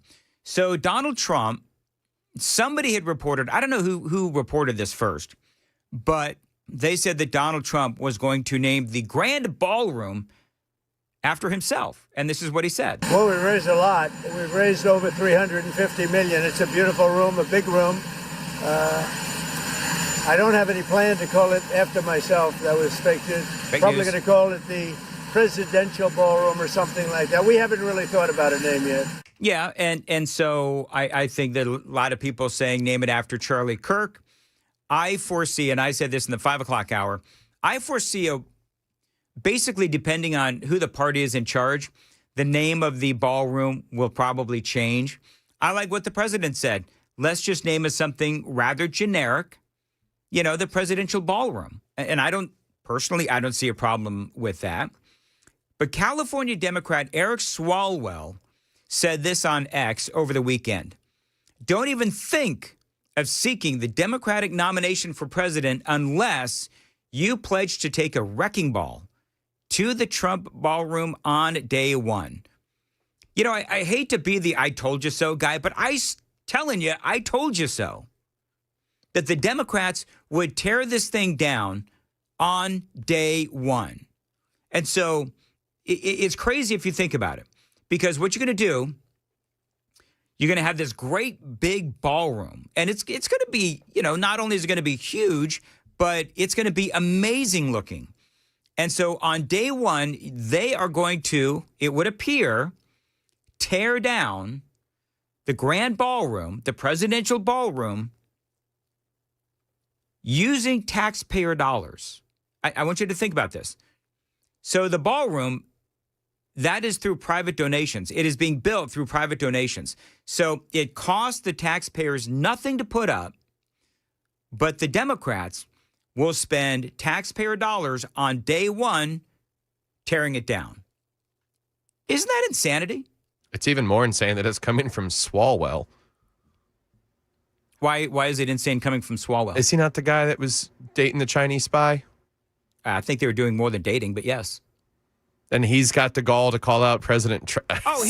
Well, okay. So if you want to talk about the lack of self-awareness of Eric Swalwell, I mean, that's an easy putt. We could do that all day long. He has turned into Swalwell, and I think it's because when the Fang thing happened, there's nowhere to go but down. You know what I mean? In other words, you've words.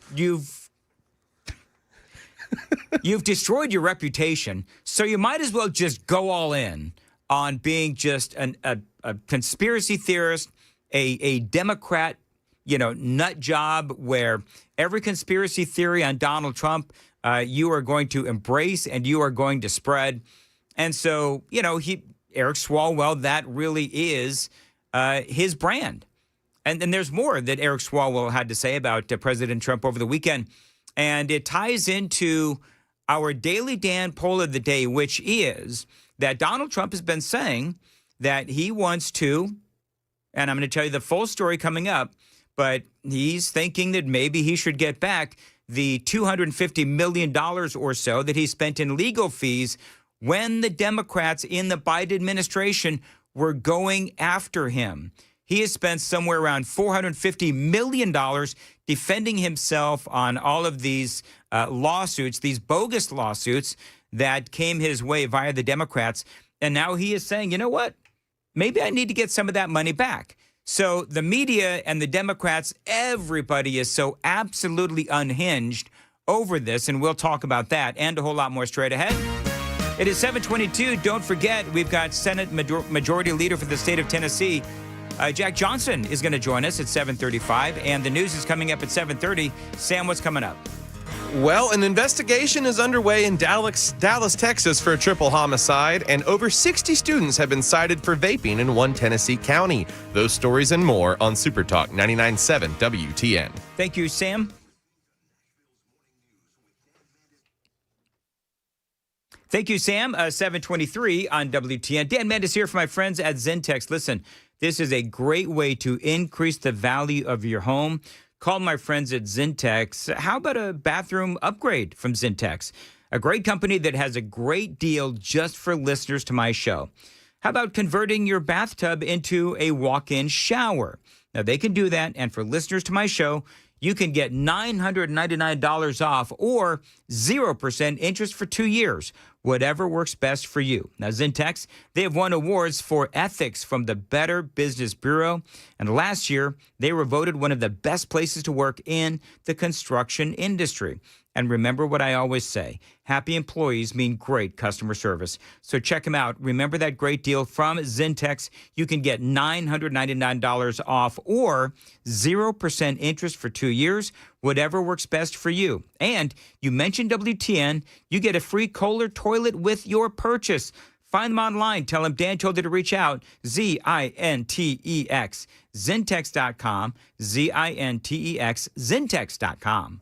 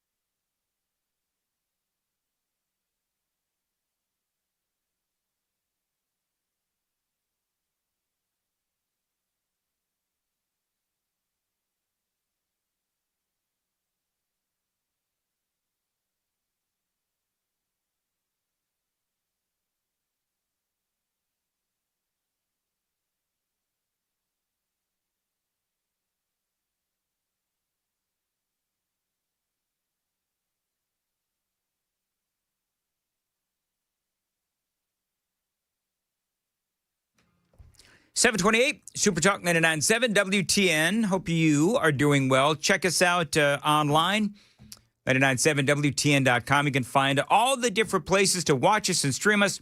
My favorite, of course, is YouTube. All right, so Congressman Eric Swalwell out of California is leading the charge on criticizing President Trump for asking to be reimbursed for the legal fees from all of those bogus lawsuits brought by Democrats. This was on CNN. What's your level of confidence right now that this $230 as the East Wing of the White House is being torn down, the $230 million transfer of money to Trump will actually not happen?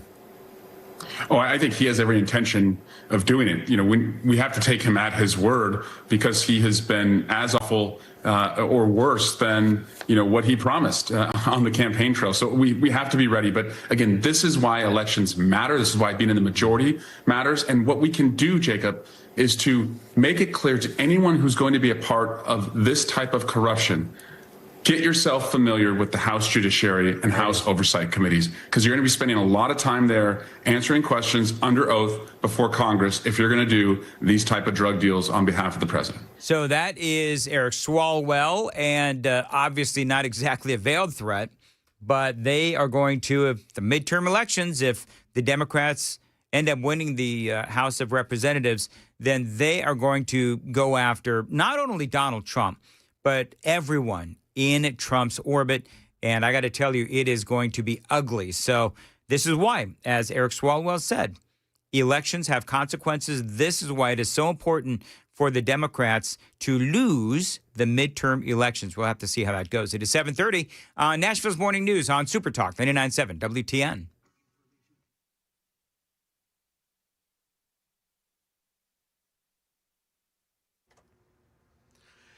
Good morning. It's 7:30, and I'm Sam Rutherford with your top stories. Investigators are looking for clues into a triple homicide in East Texas. ABC's Jim Ryan in Dallas says 3 victims were all teenagers, and so is the suspect. 2 17-year-olds and an 18-year-old were shot Friday inside a car in Nacogdoches near the Texas-Louisiana state line. 17-year-old Hector Quarenta turned himself in last night, but Assistant Police Chief Dan Taravella says the search for evidence continues. Video footage, security camera footage from the area, and we're piecing things together. He says no clear motive has been established for the triple slaying. Jim Ryan, ABC News, Dallas. Secretary of Transportation Sean Duffy is threatening to pull about $160 million in funding from the state of California and possibly the state's ability to issue commercial driver's licenses. This comes a month after the DOT issued emergency action on the matter. Duffy claims the state has issued over 60,000 commercial licenses to people who have illegally entered the country or are unlawfully here. He then called out Newsom for allegedly refusing to, quote, comply with the rules that come from the Department of Transportation, which is stop issuing these licenses, number one, and number 2, go back and review all the licenses that you have issued and make sure it's been done legally. In local news, the Wilson County Sheriff's Office cited nearly 60 students during the first month of the school year, the majority of vaping, highlighting a growing issue among teens locally and throughout the country. The big majority of the citations are vaping in schools, and we've got a serious problem with that, Sheriff Robert Bryan said at a Wilson County Commissioner's public meeting on Monday. According to the Sheriff's Office, school resource officers issued 57 citations in August, mostly for vaping on campus. Deputies noted they confiscated 33 vape devices from high school students. Bryan told county commissioners the citations do not involve physical arrests. I want you to understand that this is not actually putting cuffs on kids and taking them to jail, he said. Students cited for vaping face a criminal misdemeanor charge that must be addressed in court. Bryan said his department is also cracking down on retailers who illegally sell vape products to anyone under 21. That's the latest news. We've got your traffic and weather next. I'm Sam Rutherford, WTN News. Thank you, Sam. Appreciate it. 7:33. Contours. Listen, if you want to slim up for the holidays, check out my friends at Contours. You know, they've got that Belly Buster special. And right now, they've got a special price just for my listeners. And you are one of the first 10 callers right now, 615-236-9960. And you get that special Belly Buster price. Now, you can take advantage of Contour's red light technology. It is not only incredibly unique, but it is also effective as well. ContoursLLC.com is the website if you want to learn more about the Belly Buster specials. Call them up. It's the $99 special, that Belly Buster special from Contours. It is yours if you are one of the first 10 callers right now. Operators are standing by. 615-236-9960. 615-236-9960. Most folks do lose a couple of inches taking advantage of Contours red light technology. Again, it is not only incredibly unique, but it is also effective. ContoursLLC.com is the website. The phone number is 615-236-9960. First 10 callers get that $99 special, 615-236-9960. ContoursLLC.com. All you've got to lose is inches.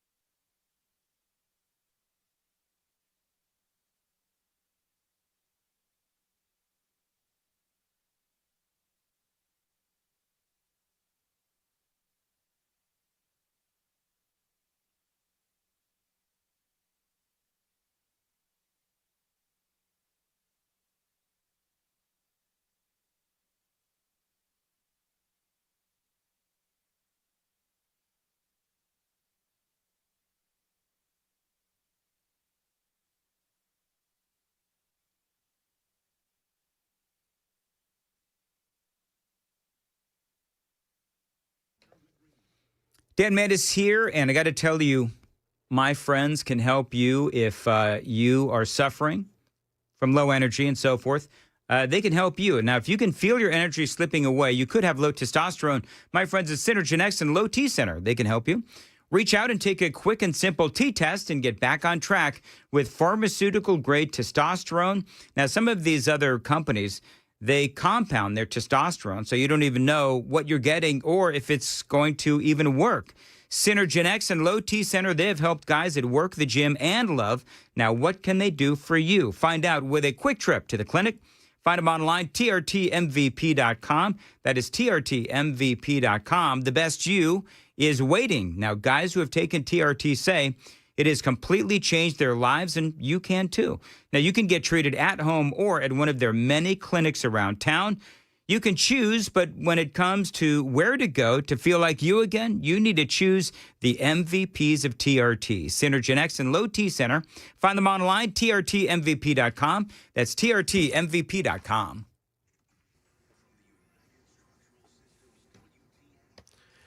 Well, it's looking like that rain has messed some people up this morning. They've got a few crashes to report with you. There's also some volume delays building up on 65 southbound into town. But we've got a wreck out on the riverfront area at 2nd Avenue and Demumbrian Street, right around where we are, next to 150 Garage. In the Tusculum area, we've got a wreck at Old Hickory Boulevard west of Nolensville Pike. In Woodbine, we've got a crash reported at I-65 southbound at Trinity Lane, still being worked. And then in Laverne, on the Davidson County side, we've got a crash at Hobson Pike, north of Saddle Creek. And this just in, we have got 3 crashes reported. One in the Lakewood area at Old Hickory Boulevard, north of Chute Lane. Another in Jolton at I-24 eastbound past Whites Creek's Pike. And another in the Nashboro Village area at Bell Road and Smith Springs Road. Traffic every 10 minutes every morning on Super Talk 99.7 WTN.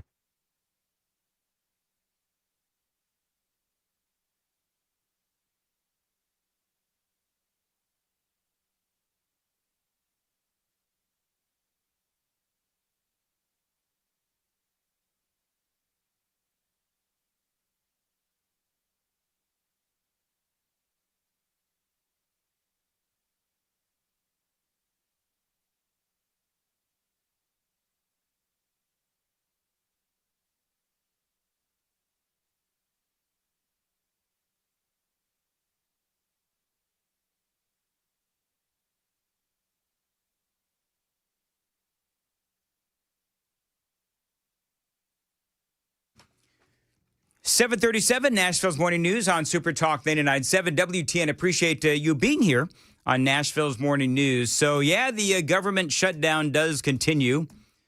I want to say it's day 27 or 28. To be honest, I'm not entirely certain. Is it 27 or 28 there, Sam? Do we know? Sam's not sure. 1 either. second. Well, whatever it is, if it's not reopened by November 1st, then you are going to have 121,000 Middle Tennessee families lose their SNAP benefits due to the government shutdown. I want to welcome on in State Senate Majority Leader Jack Johnson. And Jack, I know that is a very daunting headline for some. Let's talk about this. The Democrats are demanding that Governor Lee have a call for a special session. And the governor, this is basically what he says. He says that, no, we won't be doing that. In a letter to the Democrats, he says Congress has a responsibility to fund the federal government. And as Governor Lee has said, it is disappointing that Democrats have chosen not to reopen the government. And so, I don't know, Jack Johnson, number one, got 121,000 people that will not be able to get their SNAP benefits, which is basically, is it anything more than food stamps? I think there's a number of different things people can get when we talk about the SNAP benefits. Is he up on the audio console, guys? Hold on, everybody. Is he up on the console? All right, Jack, you there? I'm here. Can you hear me? There we go. We got you now. Okay, great. Good morning, Dan. Thanks for having me on. Yeah, you're correct. It's SNAP benefits. It's women and infant children benefits, potentially some school meal programs, and some others that are going to be affected. And here's what I say to my colleagues in the Tennessee General Assembly, my Democratic colleagues. How about you call your fellow party members that are in Washington and tell them to get the government opened? Yep. It is Democrats who have shut down the government. It is the Schumer shutdown. And yes, almost 700,000 Tennesseans statewide are going to be impacted by this. That's how many families rely on SNAP benefits, and we want them to get those benefits that they're accustomed to getting, so they can feed their families. This is squarely at the feet of Democrats. They're playing politics with people's lives, and it's shameful. It's shameful. Republicans have passed what is referred to as a clean CR. That's a continuing resolution. This is very important, Dan. Republicans are not playing politics with this. This is they have passed a continuation of the existing budget that was put in place under the Biden administration. And yet they're holding it hostage, and Americans are going to suffer, and Tennesseans are going to suffer, and it's shameful. Oh, remember, the Democrats have said a couple of different times now, and it's astonishing that they admit this, that this is leverage. They are using that term, leverage. And as you said, they're playing politics with people's lives. And you're right. I mean, I agree with you. We've all been talking about this. It is the Schumer shutdown or the chuck down, as some people have said. And so part of my mantra on this has been all the Republicans want to do is reopen the government to continue the negotiation. And the Democrats, as they don't want to lose that air quote leverage, I think that they're going to hemorrhage support. I think they are, too. It is shameful. And you mentioned this. Democrats have said that Americans have not suffered enough pain, that there hasn't been enough damage done to get them the appropriate leverage. I'm paraphrasing how they've said that. Just think about how shameful that is, that you got single mothers out there with kids trying to feed their kids. You've got families, lower income families that are going to suffer as a result of the Democrats playing politics. Now, let's get to what the state can do to try to solve this. And trust me, we have looked at that. We have had conversations. We are the best fiscally managed state in America. We're the most conservative state in America. We do have surplus funds. We've got over $2 billion in our rainy day fund. However, the USDA has said that states cannot supplement state dollars to pay for these federally funded programs. If you do, you're not going to be repaid for that. So what the Democrats in Tennessee are proposing is that we take hard-earned tax dollars that have come from hardworking Tennesseans, and supplement the federal government because of their incompetence. And I don't think that the vast majority of Tennesseans want us to do that. Now, I want to encourage your listeners, this is going to impact families. I know that there are nonprofit organizations in Williamson County that I represent. There are others across the state that are gearing up to try to help these families that will be in need because of the Democrat incompetence. And so we do care about these families. We want them to get the food that they need, want them to be able to feed their families. But the answer to it is not to go into special session, take money, state tax dollars out of our rainy day fund to supplement federal programs. Yeah, I think I've seen people talk about wanting to take money out of the rainy day fund. And again, it's like $2.15 billion that we have in there right now. But, that's correct, $2.15 billion. Yeah, $2.15 billion. But it's not. It is not authorized for SNAP benefits. Feed America First is in Murfreesboro, and they're one of these organizations that can help folks. The other one is the Second Harvest Food Bank. How much does the state partner with these programs and organizations to bring awareness to these organizations? And can the state, at the very least, help coordinate these organizations with people that are going to be missing out on those SNAP benefits? Absolutely. We partner with many of these nonprofits all across the state. In Williamson County, we have an organization called GraceWorks. We have One Gen Away. That's a food assistance organization, wonderful organization. The state does partner with these organizations. You have the Office of Faith-Based Initiatives in the governor's office that helps coordinate people who need services to find nonprofits in their respective communities to find that assistance. So feel free to reach out to your state senator's office or your state representative's office, and they can help coordinate finding you an organization that can potentially help in this situation. But I want to reiterate, it is despicable, it is shameful that Chuck Schumer and the Democrats are playing politics with people's lives. And if you should also be calling those offices in Washington and telling them, get this government opened, do the right thing. And it's not just the SNAP benefits, and I know y'all have been talking about it on 99.7. It's our military, it's furloughed federal employees. This is, and by the way, it's day 27 because the shutdown began on October 1st, which is when the fiscal year for the federal government, Dan, begins. We should have a budget. In Tennessee, we pass an annual budget that is effective for the entire year. We don't do these continuing resolutions and stopgap measures. The federal government, and I know President Trump and Republican leadership, they want to get back to regular order and go back to passing an annual budget like we used to do under Ronald Reagan and administrations prior to that. And that's where the federal government needs to get back to. All right, I'm going to ask you, speaking of Congress, I'm going to ask you about the race for the 7th coming up next. If you can hold on. It's raining in Middle Tennessee, as you know, and we'll return after traffic here on Super Talk 99.7.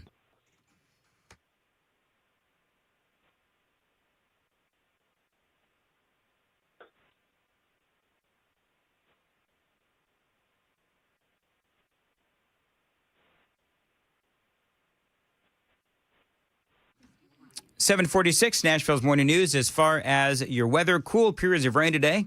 That's going to lead to some poor visibility, and appreciate you listening to Nashville's Morning News.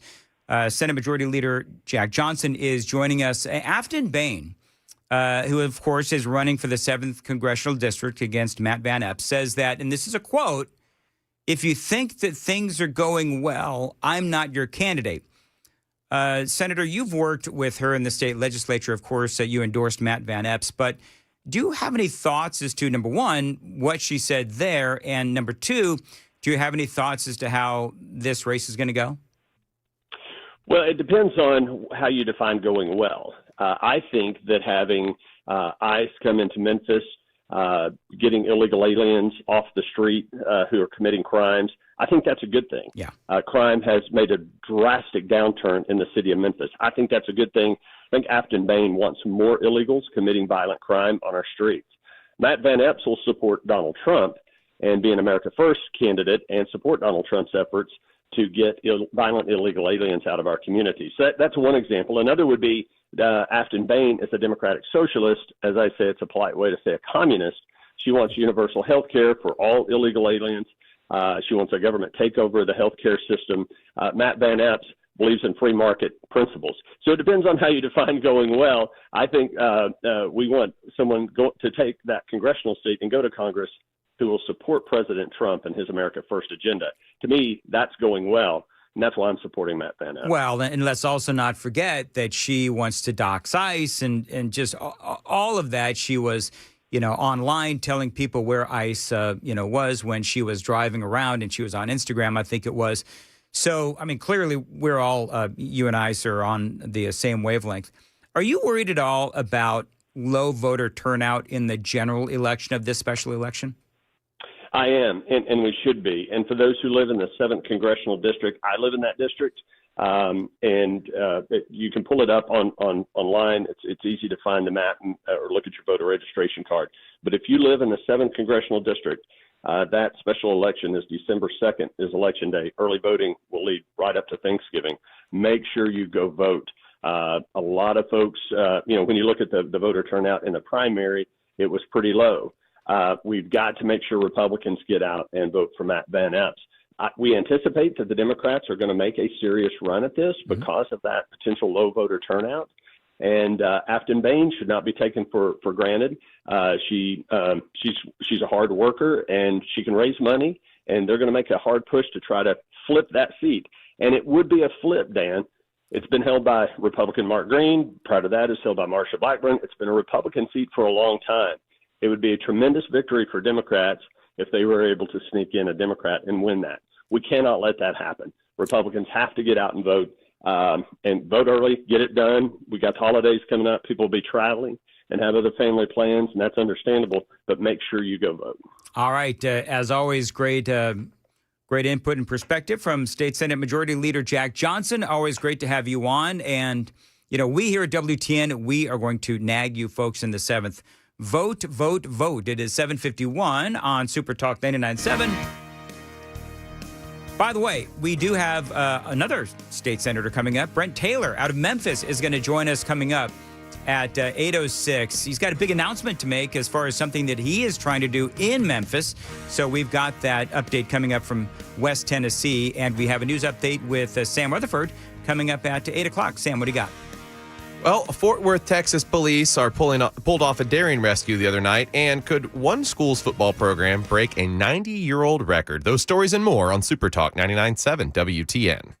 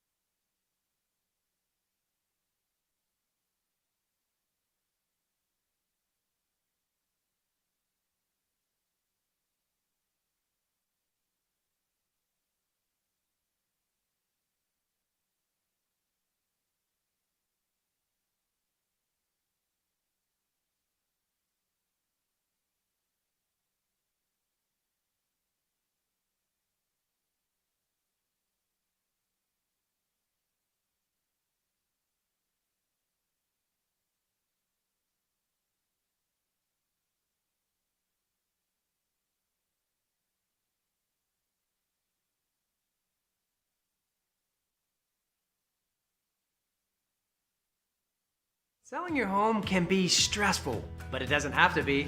Get a guaranteed offer from Mark Spain Real Estate. There are no showings, no open houses, no stress. Work with the #1 real estate team in the U.S. and close with confidence. Go to markspain.com today.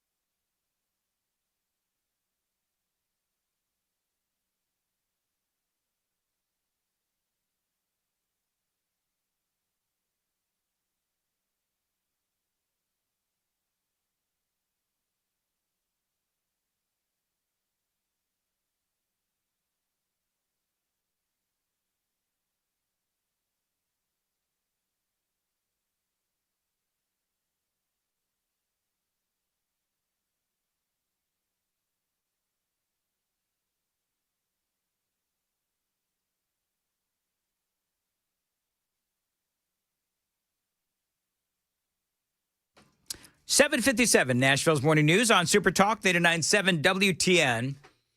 Let's see here. Hey, listener says the Republicans literally control every branch of government. The shutdown is on the Republicans.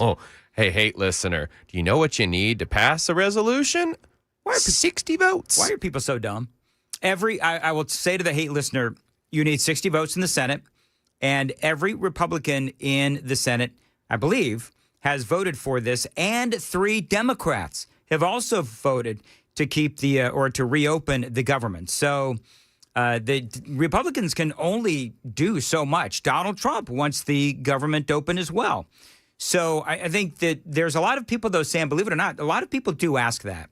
Yeah, and I think it's because we took civics out of the high school curriculum. They don't understand that that's part of the procedure. Mm-hmm. And then people go, well, it's Trump's administration. Why doesn't he just overrule them? Really? Because people are okay when Donald Trump usurps ultimate power over something? That goes over well. Listen, they'd be calling him a king, right? So anyway, it's one of those things where you can only talk about it for so much. I mean, even John Fetterman, of course, as we've well documented here, John Fetterman is saying we need to open the government. By the way, some people are saying, this is what Tammy says. Listen, on the super text line, 615-737-9986. My heart goes out to those who will not have food stamps, who truly are in a bad situation, and the temporary help. But this will force those who receive such help, who could be working, to possibly go out and get a job. And trust me, folks, when I say that I know that there's folks out there that are getting food stamps and SNAP benefits and all that stuff that shouldn't be getting it, I'm right there with you. I know that there's a lot of people that should be working, but instead they're living off the government, whether it's the government, the state of Tennessee, or the federal government. There are people that could be and should be working, but there are also people, because I know them, who really, truly do need that monthly help. Anyway, it is coming up on 8 o'clock. We've got State Senator Brent Taylor. He is coming up next out of Memphis right here on Super Talk 99.7 WTN. He's got a big announcement.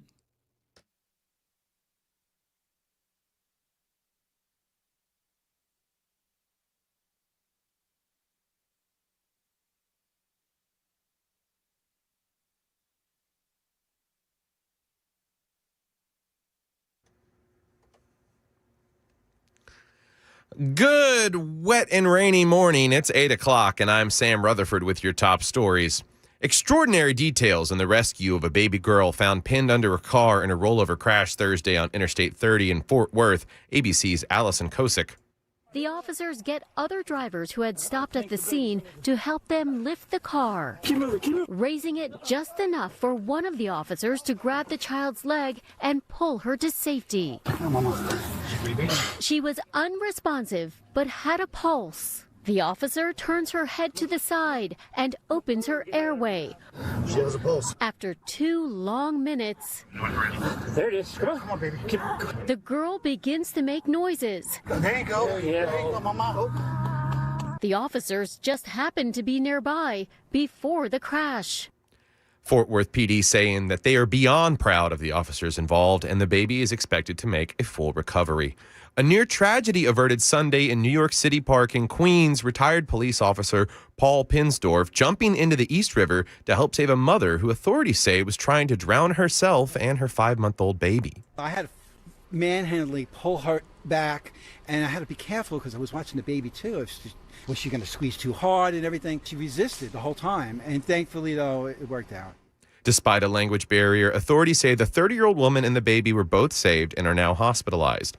And in local news, a Wilson County hayride was disrupted after a woman who police say was driving under the influence struck 2 hayride vehicles along Central Pike near Beckwith Road, causing multiple serious injuries, according to THP. Authorities said that a Kubota tractor and a 2024 Honda four-wheeler were traveling east on Central Pike while pulling trailers with multiple people on them for a hayride. THP said the driver of a 2017 Nissan Rogue, identified as Connie Blaylock, 68, of Tennessee, was following improperly and rear-ended the Honda four-wheeler, which then hit the back of the Kubota tractor. Officials did not report any injuries among the 50-year-old Tennessee man driving the Kubota or the 21-year-old driving the Honda four-wheeler. The driver of the four-wheeler was not wearing a seatbelt, but it's unknown whether the driver of the tractor was wearing one, according to THP. Law enforcement said multiple passengers were injured because of the crash, but there's no word on the exact number or nature of those injured. Blaylock, who was not injured in the collision, has been charged with DUI, vehicular assault, and has other charges pending. And Vanderbilt is on track to break a record that has stood for 90 years. The Commodore's best conference record since joining the SEC is 5-1, a record that has stood since it was set in 1935. The Doors are currently 3-1 in conference play and will be traveling to Texas to take on the Longhorns, who narrowly escaped with a victory against the Mississippi State Bulldogs that saw starting quarterback Arch Manning leave the game in overtime with what appeared to be a concussion. Vanderbilt's number 9 ranking is the highest since 1937. Market Numbers Report brought to you by Beacon Capital Management online at beaconcm.com. The Dow is up 238 points as we get near the market open. The NASDAQ is up 327 and the S&P is up 57 points. That's the latest news. We've got your traffic and weather next. I'm Sam Rutherford, WTN News.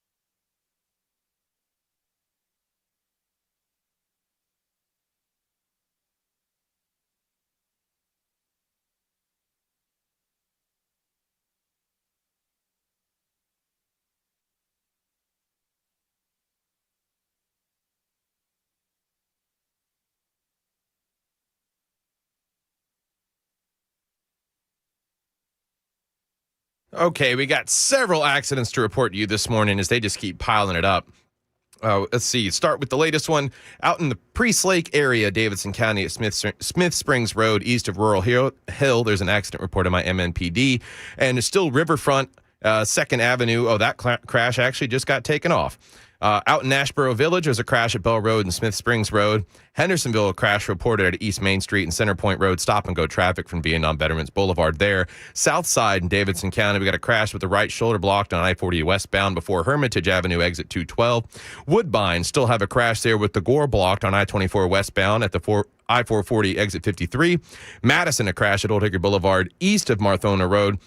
And another one out in Lakewood on Old Hickory Boulevard, north of Chute Lane, as well as one out in Jolton on I-24 eastbound past Whites Creek Pike. Traffic every 10 minutes every morning on Super Talk 99.7 WTN.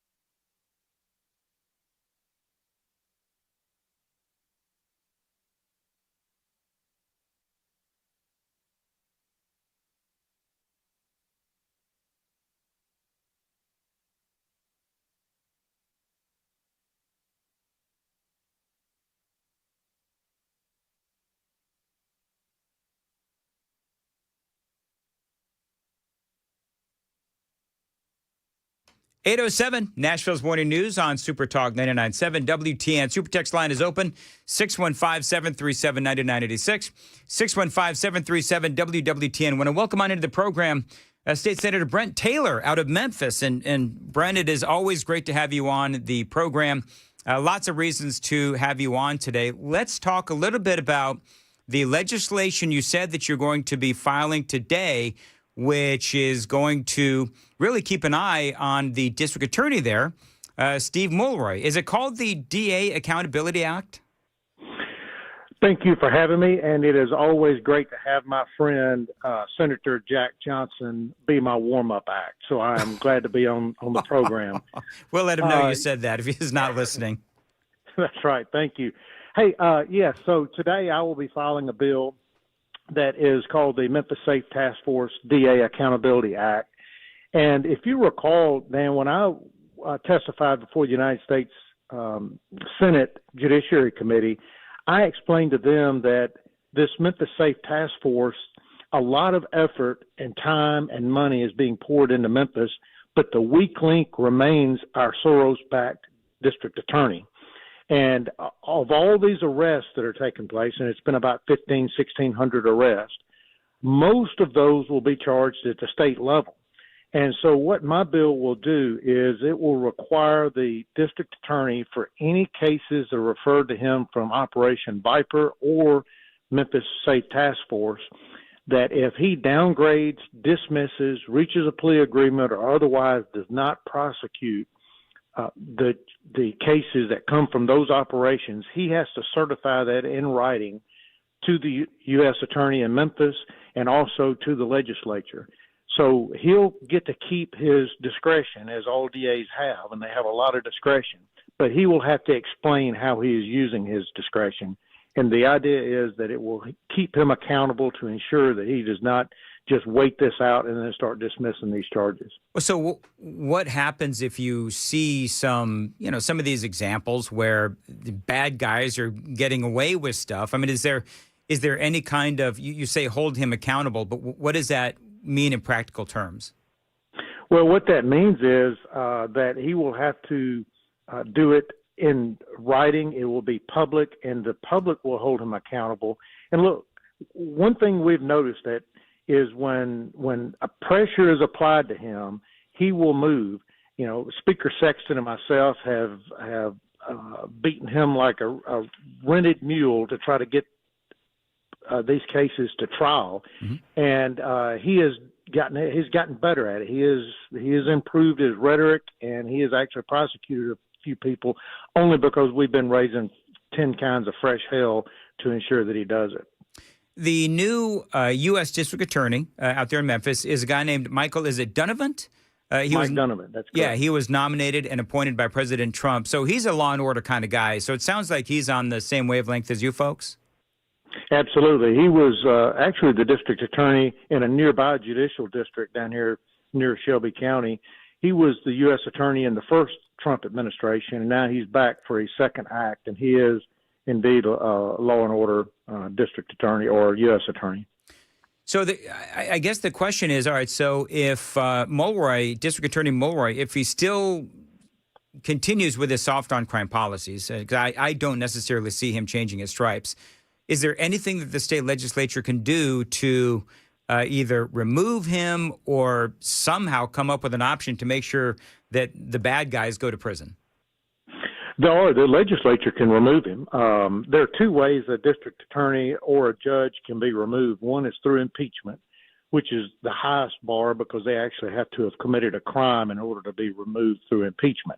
But there's also another way the legislature could remove this Soros-backed district attorney, and that's for cause. And it's spelled out in the state constitution, and it would require a 2/3 vote of both the House and the Senate. I believe I have the votes in the Senate to open an inquiry to determine whether or not his actions rise to the level of for cause. It remains to be seen whether or not the votes are in the House.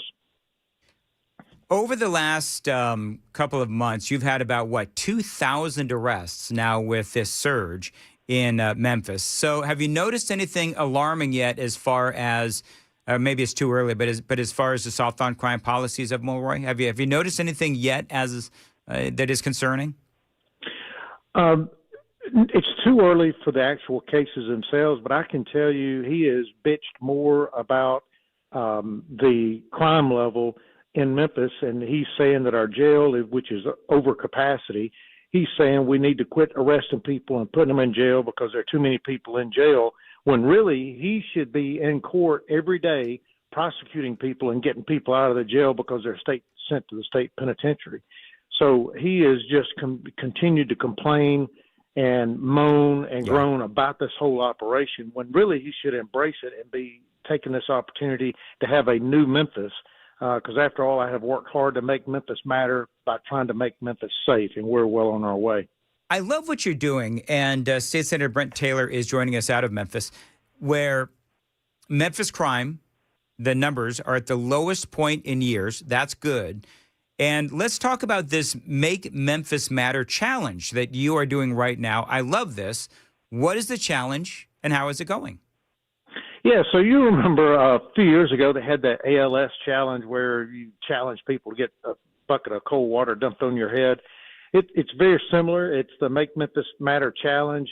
I'm encouraging Memphians to do a short video, put it on social media, and challenge somebody to go to their favorite restaurant or their favorite business store and put that on there, and then challenge somebody else to do that. So the other day I ate at a restaurant in Memphis named Pete and Sam's. It's near Orange Mound, and I challenged Mayor Young to go to his favorite restaurant and put that on social media. Look, these restaurants and businesses in Memphis have been suffering for a number of years with high crime. The business is up because crime is down, and I just wanted to try to celebrate these businesses and restaurants that have really suffered through Memphis's highest crime rate in history. So the crime rate, I mean, you just heard me, the headline talking about how the crime is the lowest rate in 40 years or whatever it is. So have you noticed a pragmatic difference when you're walking the streets of Memphis? Absolutely. You know, and these stats are like a broken drum. You can't beat them. And the people are going downtown. They're going to Grizzlies games. They're going to the Orpheum. They're going to the Tom Lee Park down on the Mississippi River. They're going to restaurants downtown. There is a completely different vibe shift in Memphis. And the people who were the biggest detractors of Memphis during this crime wave are now the biggest boosters of Memphis because they feel a difference. I mean, interesting. The crime, murder rate is down 35%. Sexual assaults are down nearly 60%. And the robberies are down 64%.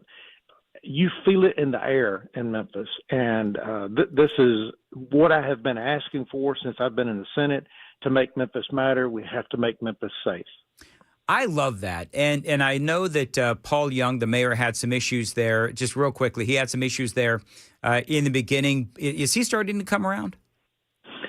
Mayor Young will tell you he was not for the National Guard coming, but he also said that those decisions were not his to make. And as long as the National Guard was coming, he wanted to make the best of it. Now, Mayor Harris, on the other hand, he's attempting to sue the federal government and the governor to stop this entire process, which makes as much sense, Dan. It makes as much sense as suing the organizers of a church picnic because somebody brought potato salad. Yeah. And it's the most ridiculous thing I've seen. And he is so out of touch. It's like his backbone came in from Amazon. He strapped it on to go outside, and I'd be damned if he didn't pick the wrong side. And if he went to Harlem Globetrotter game, he would root for the Washington Generals. That's how out of touch Mayor Harris is. All right. Well, you know what? It's always great to have you on, and I'll check back in with you in maybe a week or so to find out how things are going, because I know that things clearly are going well, and a lot of that is because of your efforts, and appreciate that very much. State Senator Brent Taylor joining us out of Memphis. It is 8:15. Time to check the roads on WTN.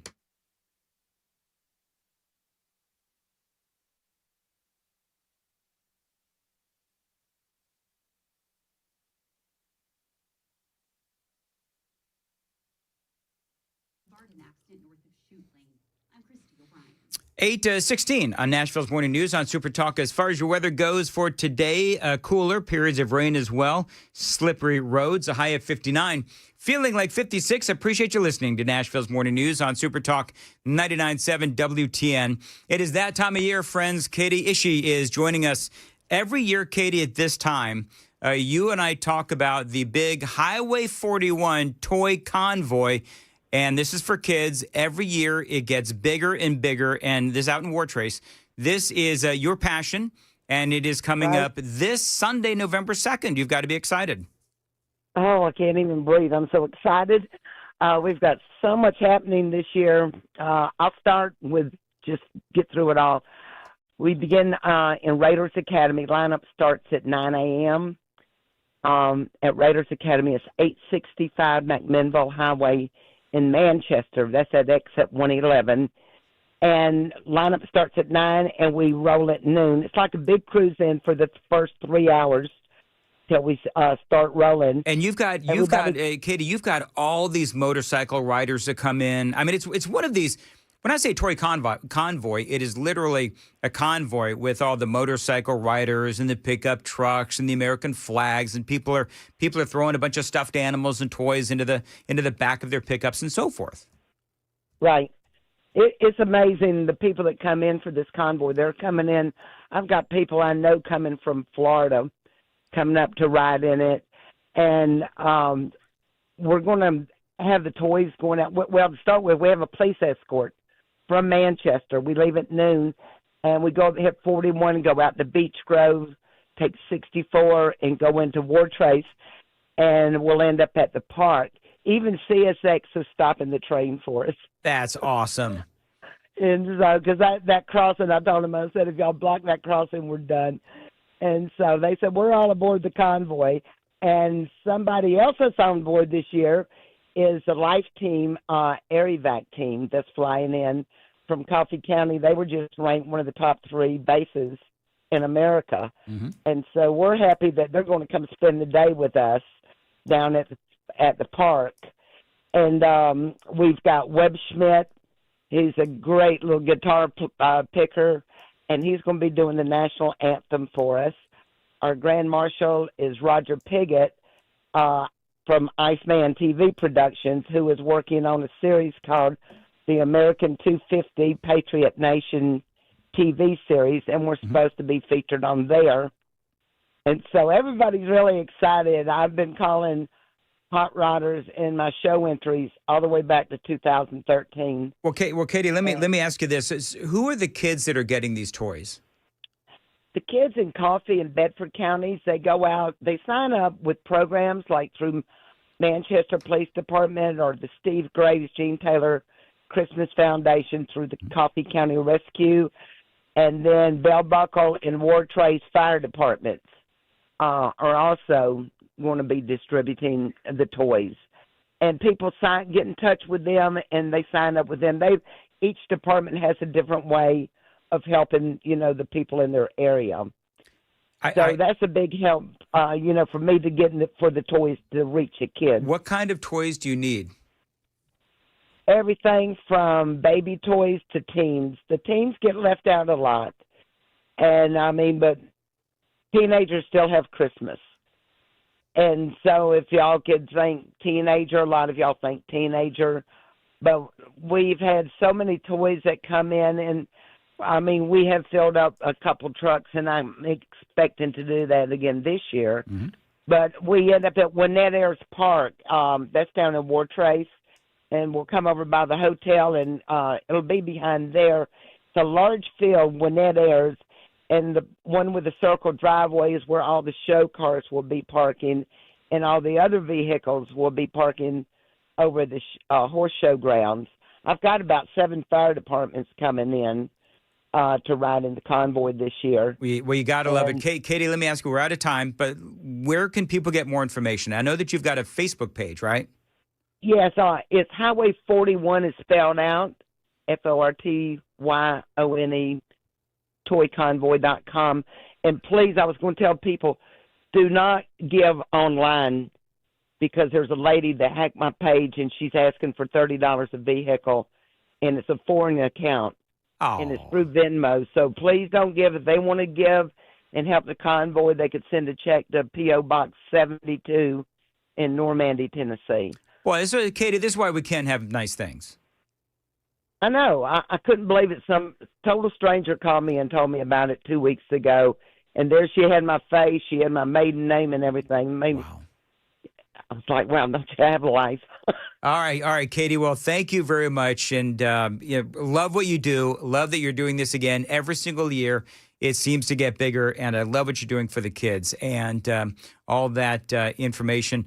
Find them on Facebook and find them online as well. I'll come back and give that website again when we come back. It is 8:23, running late. Sam Rutherford has the news. Sam, what's coming up?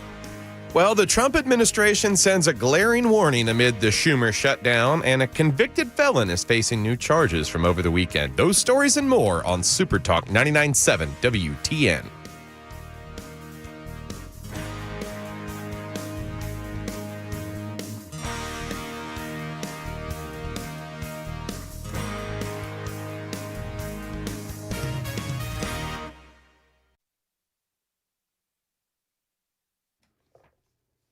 Dan Meadows here for USS, United Structural Systems. I've been telling you for years about USS. They are experts in, especially on a day like today. And by the way, it's supposed to be rainy like all week long, apparently. So if you need waterproofing help, USS is the company for you. Concrete leveling, foundation repair. Now, I have been a customer for USS for a long time. Now, I was actually a customer before I was an endorser. And guess what? They helped me with waterproofing. They can help you as well, especially during rainy periods like this. Now, this is a great company. Again, they've helped me several times with my home. And that is why I proudly endorse United Structural Systems. Now, I'm one of 30,000 satisfied customers. Listen to this recent review on Google from USS.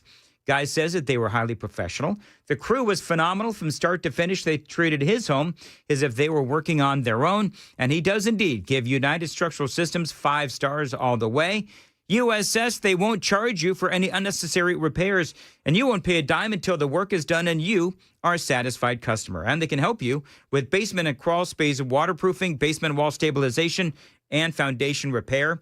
We guarantee our best. Call USS, that phone number. Tell them Dan Mandis told you to reach out. 615-488-7855. 615-488-7855. USSTN.com.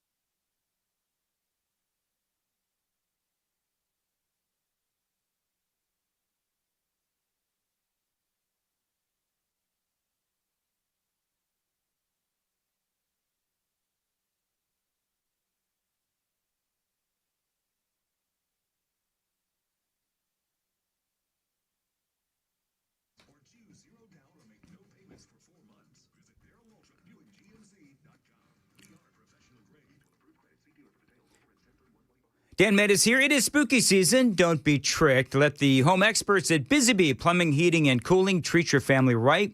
We won't ghost you. Now join the Beehive Club for free. Just carve a pumpkin of Buzz the Bee, post it on social media, and tag Busy Bee. That's it. That's all you've got to do. Show off your spooky skills and get rewarded. Now, if you need HVAC service, schedule your fall HVAC maintenance, and yes, get a free dryer vent cleaning. That's right. That is a $229 value. If you've got plumbing problems, we will flush your water heater free with any plumbing repair. That's a treat for your pipes we'll love. And if you're ready for a new HVAC system, we've got a scary good deal, a free 10-year parts and 5-year labor warranty. That is a $750 value with any complete system install. So don't get haunted by home hassles. No, call Busy Bee today, where service is sweet and savings are spooky good. Find them online, Busy Bee Plumbing, Heating, and Cooling, 615-775-7833, 615-775-7833. Find them online anytime, busybeehvac.com. That's busybeehvac.com.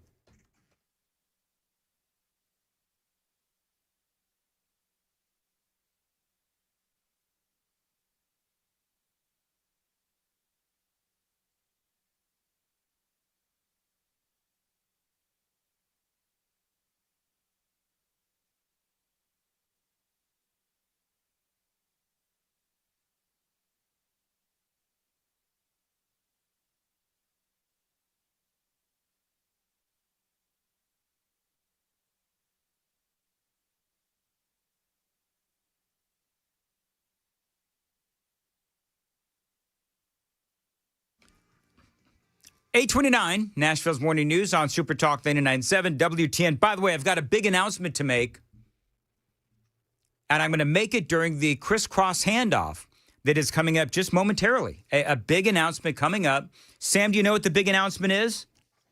You're growing hair on your head. No. Thank you, Sam, though, for playing along. We'll announce it, a big announcement. Coming up next, right here on Super Talk 99.7 WTN. By the way, the phone number, 615-737-9986. Text in, and a lot of people commenting this morning. Always very much appreciated. Now, the crisscross handoff is coming up next, right here on Super Talk 99.7 WTN.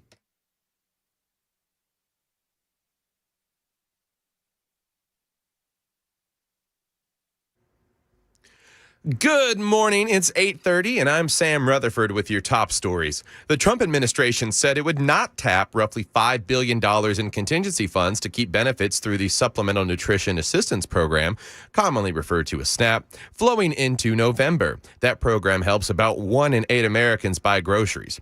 Bottom line, the well has run dry, the USDA notice says. At this time, there will be no benefits issued November 1st. We are approaching an inflection point for Senate Democrats. The shutdown, which began October 1st, is now the second longest on record.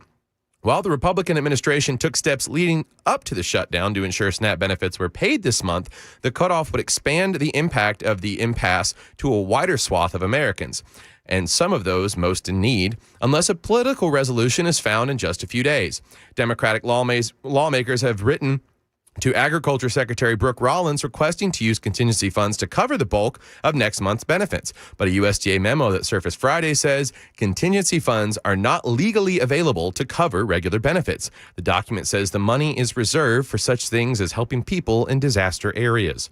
In local news, convicted cocaine and gun felon Otis Beach, who police say shot directly at a Metro Nashville Police Department detective Friday, is now facing multiple drug charges in addition to attempted murder. According to MNPD, a search at Beach's Centerboard Court home led to the discovery of 33 pounds of fentanyl, 4.7 pounds of cocaine, 3.4 pounds of marijuana, and $51,000 in cash. Police say Beach was serving a 10-year probated sentence when he shot at the detective, who was not injured. And a man wanted for first-degree murder of a Memphis rapper has been arrested by U.S. Marshals Task Force in Clarksville. Kevin K.J. Brown Jr., 23 years old, was taken into custody at a motel on Wilma Rudolph Boulevard in Clarksville. The arrest follows a March 22 shooting at the Westin Hotel in Memphis, where Memphis rapper Seso P, real name Latorian Hunt, was found dead, and Houston rapper Sauce Walka, real name Albert Mondane, was critically injured. Officials say he faces charges including first-degree murder, 2 counts of felony criminal attempt, 2 counts of employing a firearm during the commission of a dangerous felony, theft of property, and a warrant for his arrest was issued in Shelby County on March 26th. Market Numbers Report brought to you by Beacon Capital Management online at beaconcm.com. 33 minutes into the market open, and the Dow futures are up 237 points. The NASDAQ is up 320, and the S&P is up 56 points. That's the latest news. We've got your traffic and weather next. I'm Sam Rutherford, WTN News. Thank you, Sam. It is 8:33, Nashville's Morning News on Super Talk 99.7 WTN. By the way, I feel bad, Chris. What do you feel bad about, Dan? Because I said that there's a big announcement coming up. Okay. It's nothing, folks. Like it's I shouldn't have. This is not a big announcement. It's like a Hervé Villachez kind of an announcement, like a tattoo. Okay. The plane. That's the size of the announcement. Got you. Okay. It's nobody's leaving. We have a massive announcement. No, it's not a massive announcement. It's like a little announcement. It's going to be huge. It's bigger than that. It's going to be the best announcement ever. It's going to be huge. Everybody's going to be talking about it. Literally no one is going to be talking about it. Good. I love the way you sell it. I know, right? Well, you know what? I think I oversold it, when I went into the segment. So I feel bad now. I was excited about this people announcement. Are now like, no, not another announcement, because it always means that somebody's leaving. It's always a negative when you know we what? Can announce. we have a positive announcement for a change? We should. We should have a weekly positive announcements. Oh my gosh. You know what we need to do? We need to do positive affirmations for WTN. like every gosh darn it, people like you. Gosh darn it, people like lukewarm like, sort of like. You know what? If you just dislike me a little less, that I would consider that a win. That's a win. That is a win. You know who I do like? Window Nation. Oh, what a segue. October is almost over, actually, and so is the return of chilly air seeping into your home. Now, that is, if you have old, stuck, or cracked windows, you can eliminate annoying drafts once and for all with top-quality replacement windows from my friends at Window Nation. Now, they've got some of the best replacement windows out there, and right now, they've got a great deal going on right now just for listeners to my show. This month, when you buy 2 windows, you are going to get 2 for free. There's no limit as to how many windows you replace, and your total price includes 1-day installation. Make no payments for 2 years, no monthly payments, no down payment, and no interest until 2027. Now, that is a big deal with the holidays coming up. Check them out online. It is windownation.com, 866-90-NATION. And once again, don't forget that great deal. You buy 2 windows from Window Nation, you're going to get 2 free. There's no limit as to how many windows you replace, and your total price includes 1-day installation. Make no payments for 2 years, no monthly payments, no down payment, and no interest until 2027. That, my friends, is a big deal. 866-90-NATION is the phone number, 866-90-NATION, windownation.com.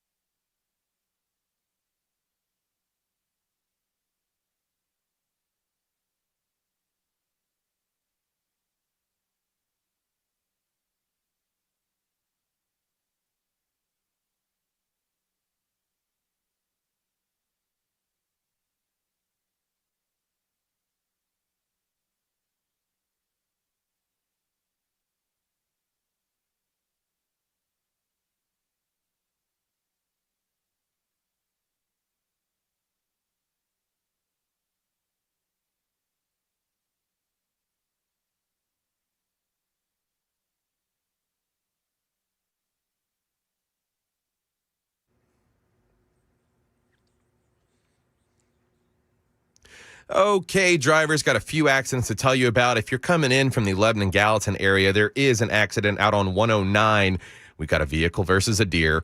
And then a lot of accidents outside of Davidson County, one just outside of downtown. We've got a crash with the right shoulder block on I-40 westbound at the Hermitage Avenue exit 212.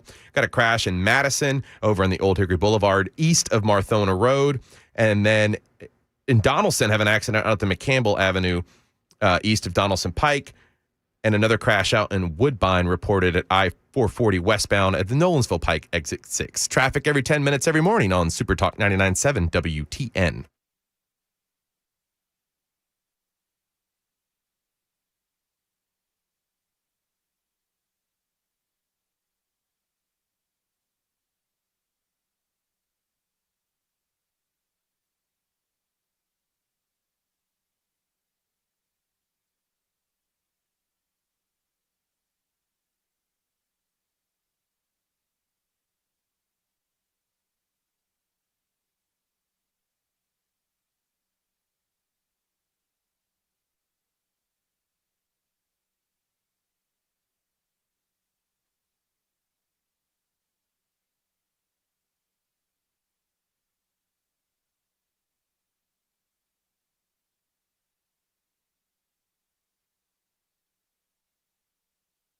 But it's not you.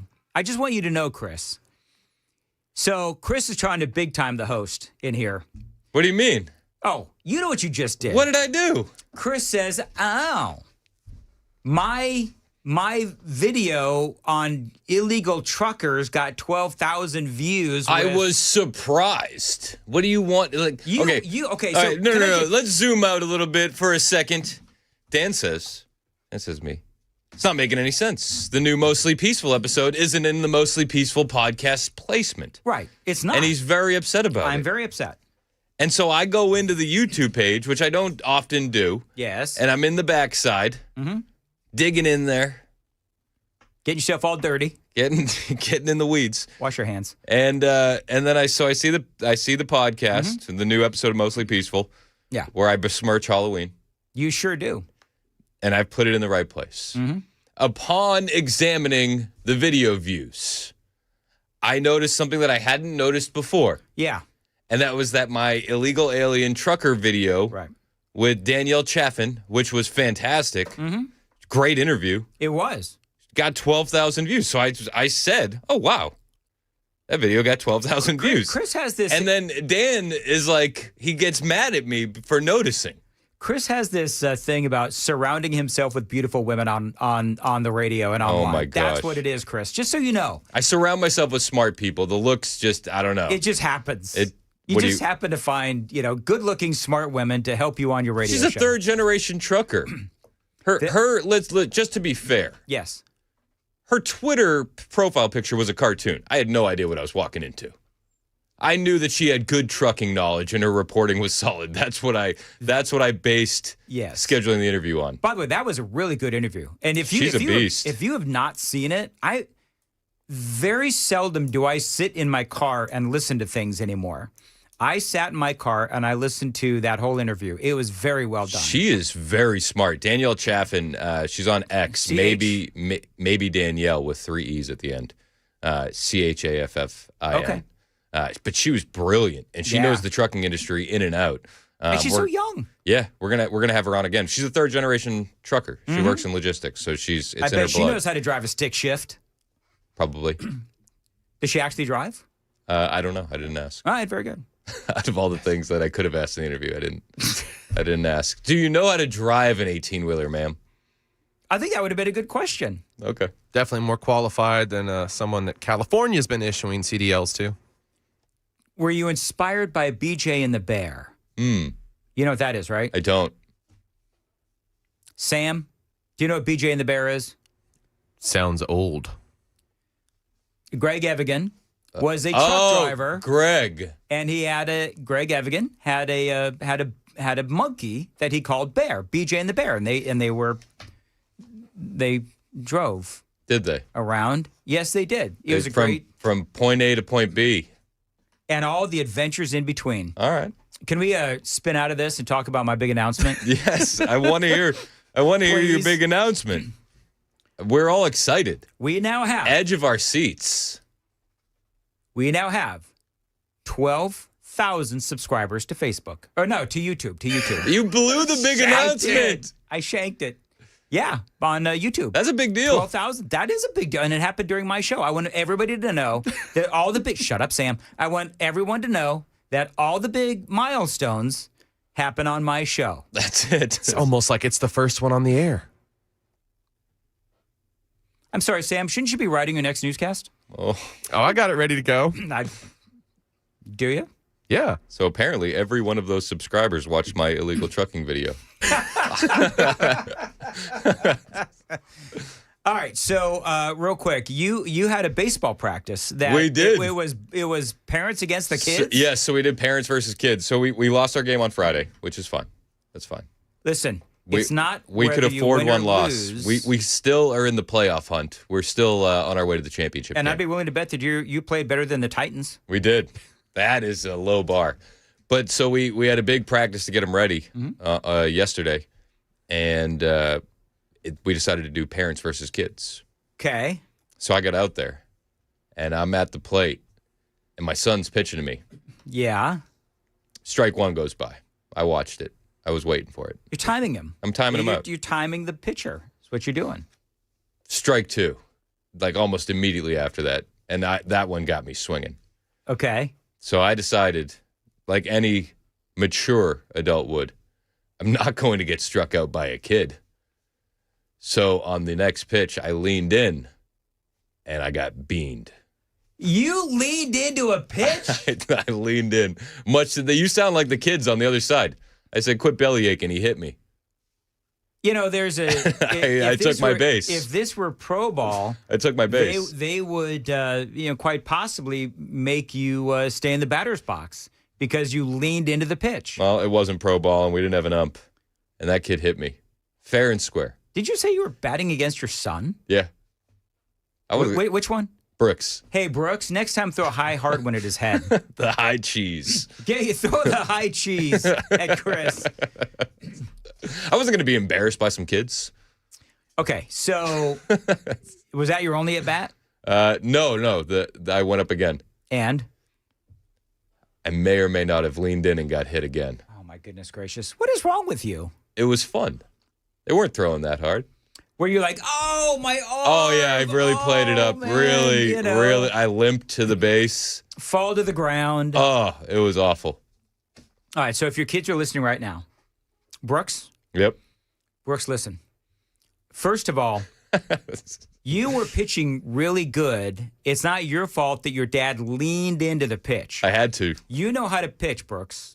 Clearly you do. You threw two. What happens? What kind of an example are you setting? So what happens when you got two strikes? Don't lean into the pitch. Take your swing for the fences, guys. That's what you got to do. But what if Brooks is up against someone throwing heat one day and he needs to get on base? That's a lesson learned from Dad right there. Don't lean into the pitch. Don't lean into the pitch. I taught them the right way to lean into it. I turned a little bit and got the back. It was a teaching experience. Is that what it was? Yeah. The best place to get hit, I would think, is in the shoulder, isn't it? Yeah. Yeah, not in the back. Kind of like the back of the shoulder. It was like back of the shoulder. Yeah. You ever been hit with a pitch, Dan?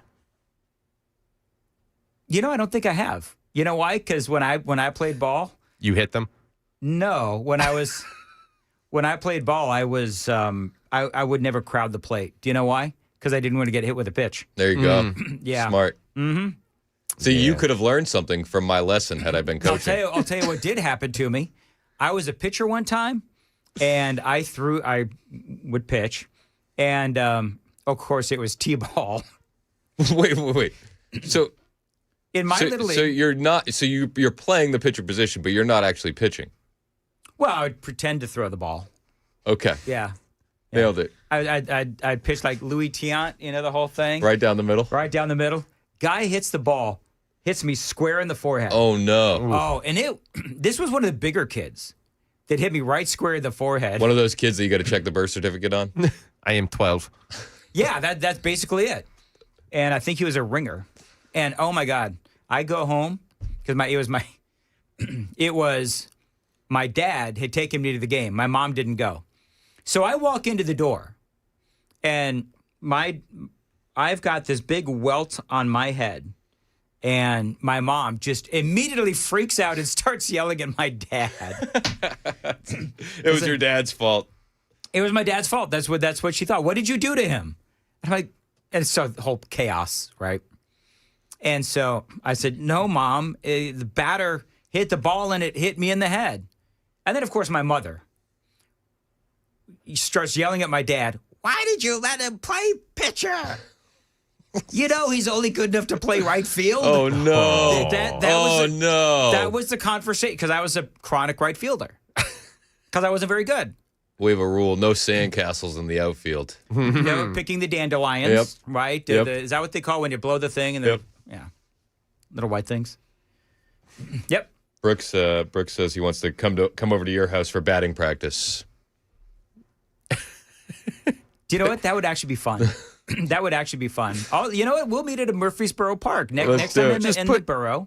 Where we can go to a ball field, and I'll take my swings against Brooks. All right, perfect. I guarantee you're going to think to yourself, all right, I'm just going to lean in and get hit. It's like, oh, crap, I'm at 2 strikes. Come on, man. I'll like, if a ball is coming outside, I'll just stick my foot out. Just stick your leg out for it? That's exactly right. Nailed it. So, but you know what? Again, Brooks, it's not how you play the game. It's whether you win or lose, right? Is that the mantra? I think it's the other way around. No. If you want to do the whole everybody gets a trophy crap, then you do it your way. It's not okay. It's not whether you win or lose. All right, Ricky Bobby Sr. If you ain't first, you're last. It's actually is. It's how you play the game, not whether you win or lose. Okay. Did you say that right? No. I did say that right. It's whatever. I said I had it right the first time. Just win, kid. Just win. Hey, did you hear that? Well, you know what? You cheated by getting on base. Who are you talking about? Oh, if you're not cheating, you're not winning. Well, apparently your son's team didn't. No. They lost 4-1. But that's okay, though, guys. You played hard. That's what we're trying to teach them in practice, Dan. That's what we're working on. Yeah, did you teach them the right way to lean in? Oh, yeah. And everybody else saw it, too? Everybody saw it. Do you have a welt? No, I'm good. Okay, good. I'm good. Right. He took it easy on me. Did he? Yeah. How fast can he throw? I don't know, man. I don't have a radar gun out there. Do you know what I was obsessing on over this weekend? This is kind of stuff I obsess.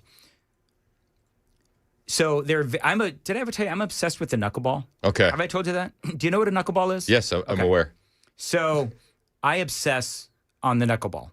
And I love like watching old videos of like Hoyt Wilhelm, the Necro brothers, Tim Wakefield, a guy named Steve Sparks that played for the Dodgers, Charlie Huff that played for the Dodgers. So you're just on YouTube, your algorithm is just... Knuckleball pitchers. From the 70s and 80s? Yeah, that's what I get. Well, R.A. Dickey from the 90s and 2000s. And Wakefield's relatively newer, right? Early 2000s. Dude, he's been dead like for years. Yeah, Tim but Wakefield. he pitched in the early 2000s. Yeah, he's not like a 70s or 80s pitcher is what I'm saying. No. I know Tim is dead. Yeah. R.I.P. Yes. And great pitcher.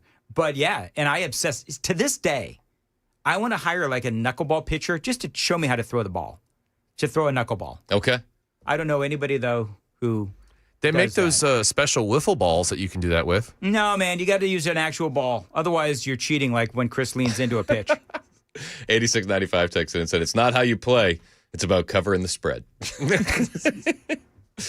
Also, what it is? The Murfreesboro Little League betting scandal is over-exaggerated. There's not a betting scandal going on in the league. It's fake news. And I'll be at the third baseline if anybody wants to talk about it. Really? Yep. So if you do, the pulling of the ear, tugging of the ear, yep, that's not going to be a bunt. No. So if somebody wants to bet that that's going to be a bunt, you're going to lose. Yep. All right. Do you guys actually do signs and signals? So my son plays catcher, and he's all into it. And Yeah. he's like, all right, if I give you this sign, he's talking to the pitcher, then you're gonna throw this. He's like, all right.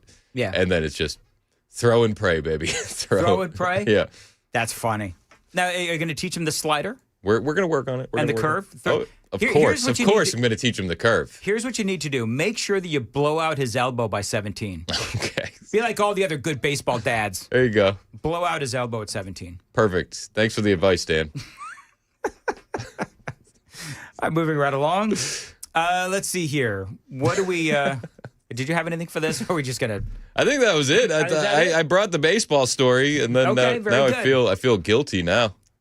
Listen, if teach them how to throw the knuckleball. That's Okay. what you need to do. Is there anybody in Middle Tennessee that knows how to throw a knuckleball that could like?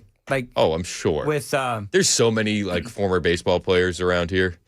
you know, Matt and I went to WSMV the other day, and we learned I'd learned how to use the clicker for Dan Thomas. If there, and so now I can do a complete weather forecast utilizing the clicker. If anybody could teach me, because I'm a quick learner, how to throw a knuckleball. So I would love that. You guys might be doing stuff with WSMV. I don't know if they're going to want to do anything with me. Why? Because I also went to meet with them. Oh yeah. And we were talking about what we can do together, and they mentioned a debate, and they said, well, Afton Bain is easy to work with. And I said, yeah, unless you're ice. Did you say that? Yeah. Even the sports guys got a chuckle. I love that. That is so funny. Yeah. Of course, they're promoting Afton Bain. Yeah. All right, real quick, Sam, what's coming up? Well, homecoming weekend at one HBCU turned out deadly, and one Democrat social media influencer is asking his daddy for help. Harry Sisson, did you hear this? Those stories and more on Harry Super Sisson? Talk Oh, my 99.7. goodness gracious. All right, WTN. 8:55, Nashville's Morning News. Guys, skip the promo. We're running late. Thanks to Chris. You know, the weather. What? I'm just out here catching strays. You know, the weather, just lean into it, Chris. That's what you always do. Okay. The weather in Middle Tennessee can get crazy, which is why you need a backup home standby generator from my friends at the Generator Super Center. They are the nation's #1 Generac generator dealer. You can get a free quote and get peace of mind when you have one installed. The Generator Super Center does feature expert installation, 24-hour monitoring as well. They're not going to leave you in the dark, and yes, financing is available. Call them. Tell them Dan told you to reach out. 615-879-1952. 615-879-1952. Find them online anytime. Again, tell them Dan told you to reach out. Generator Super Center of Nashville.com.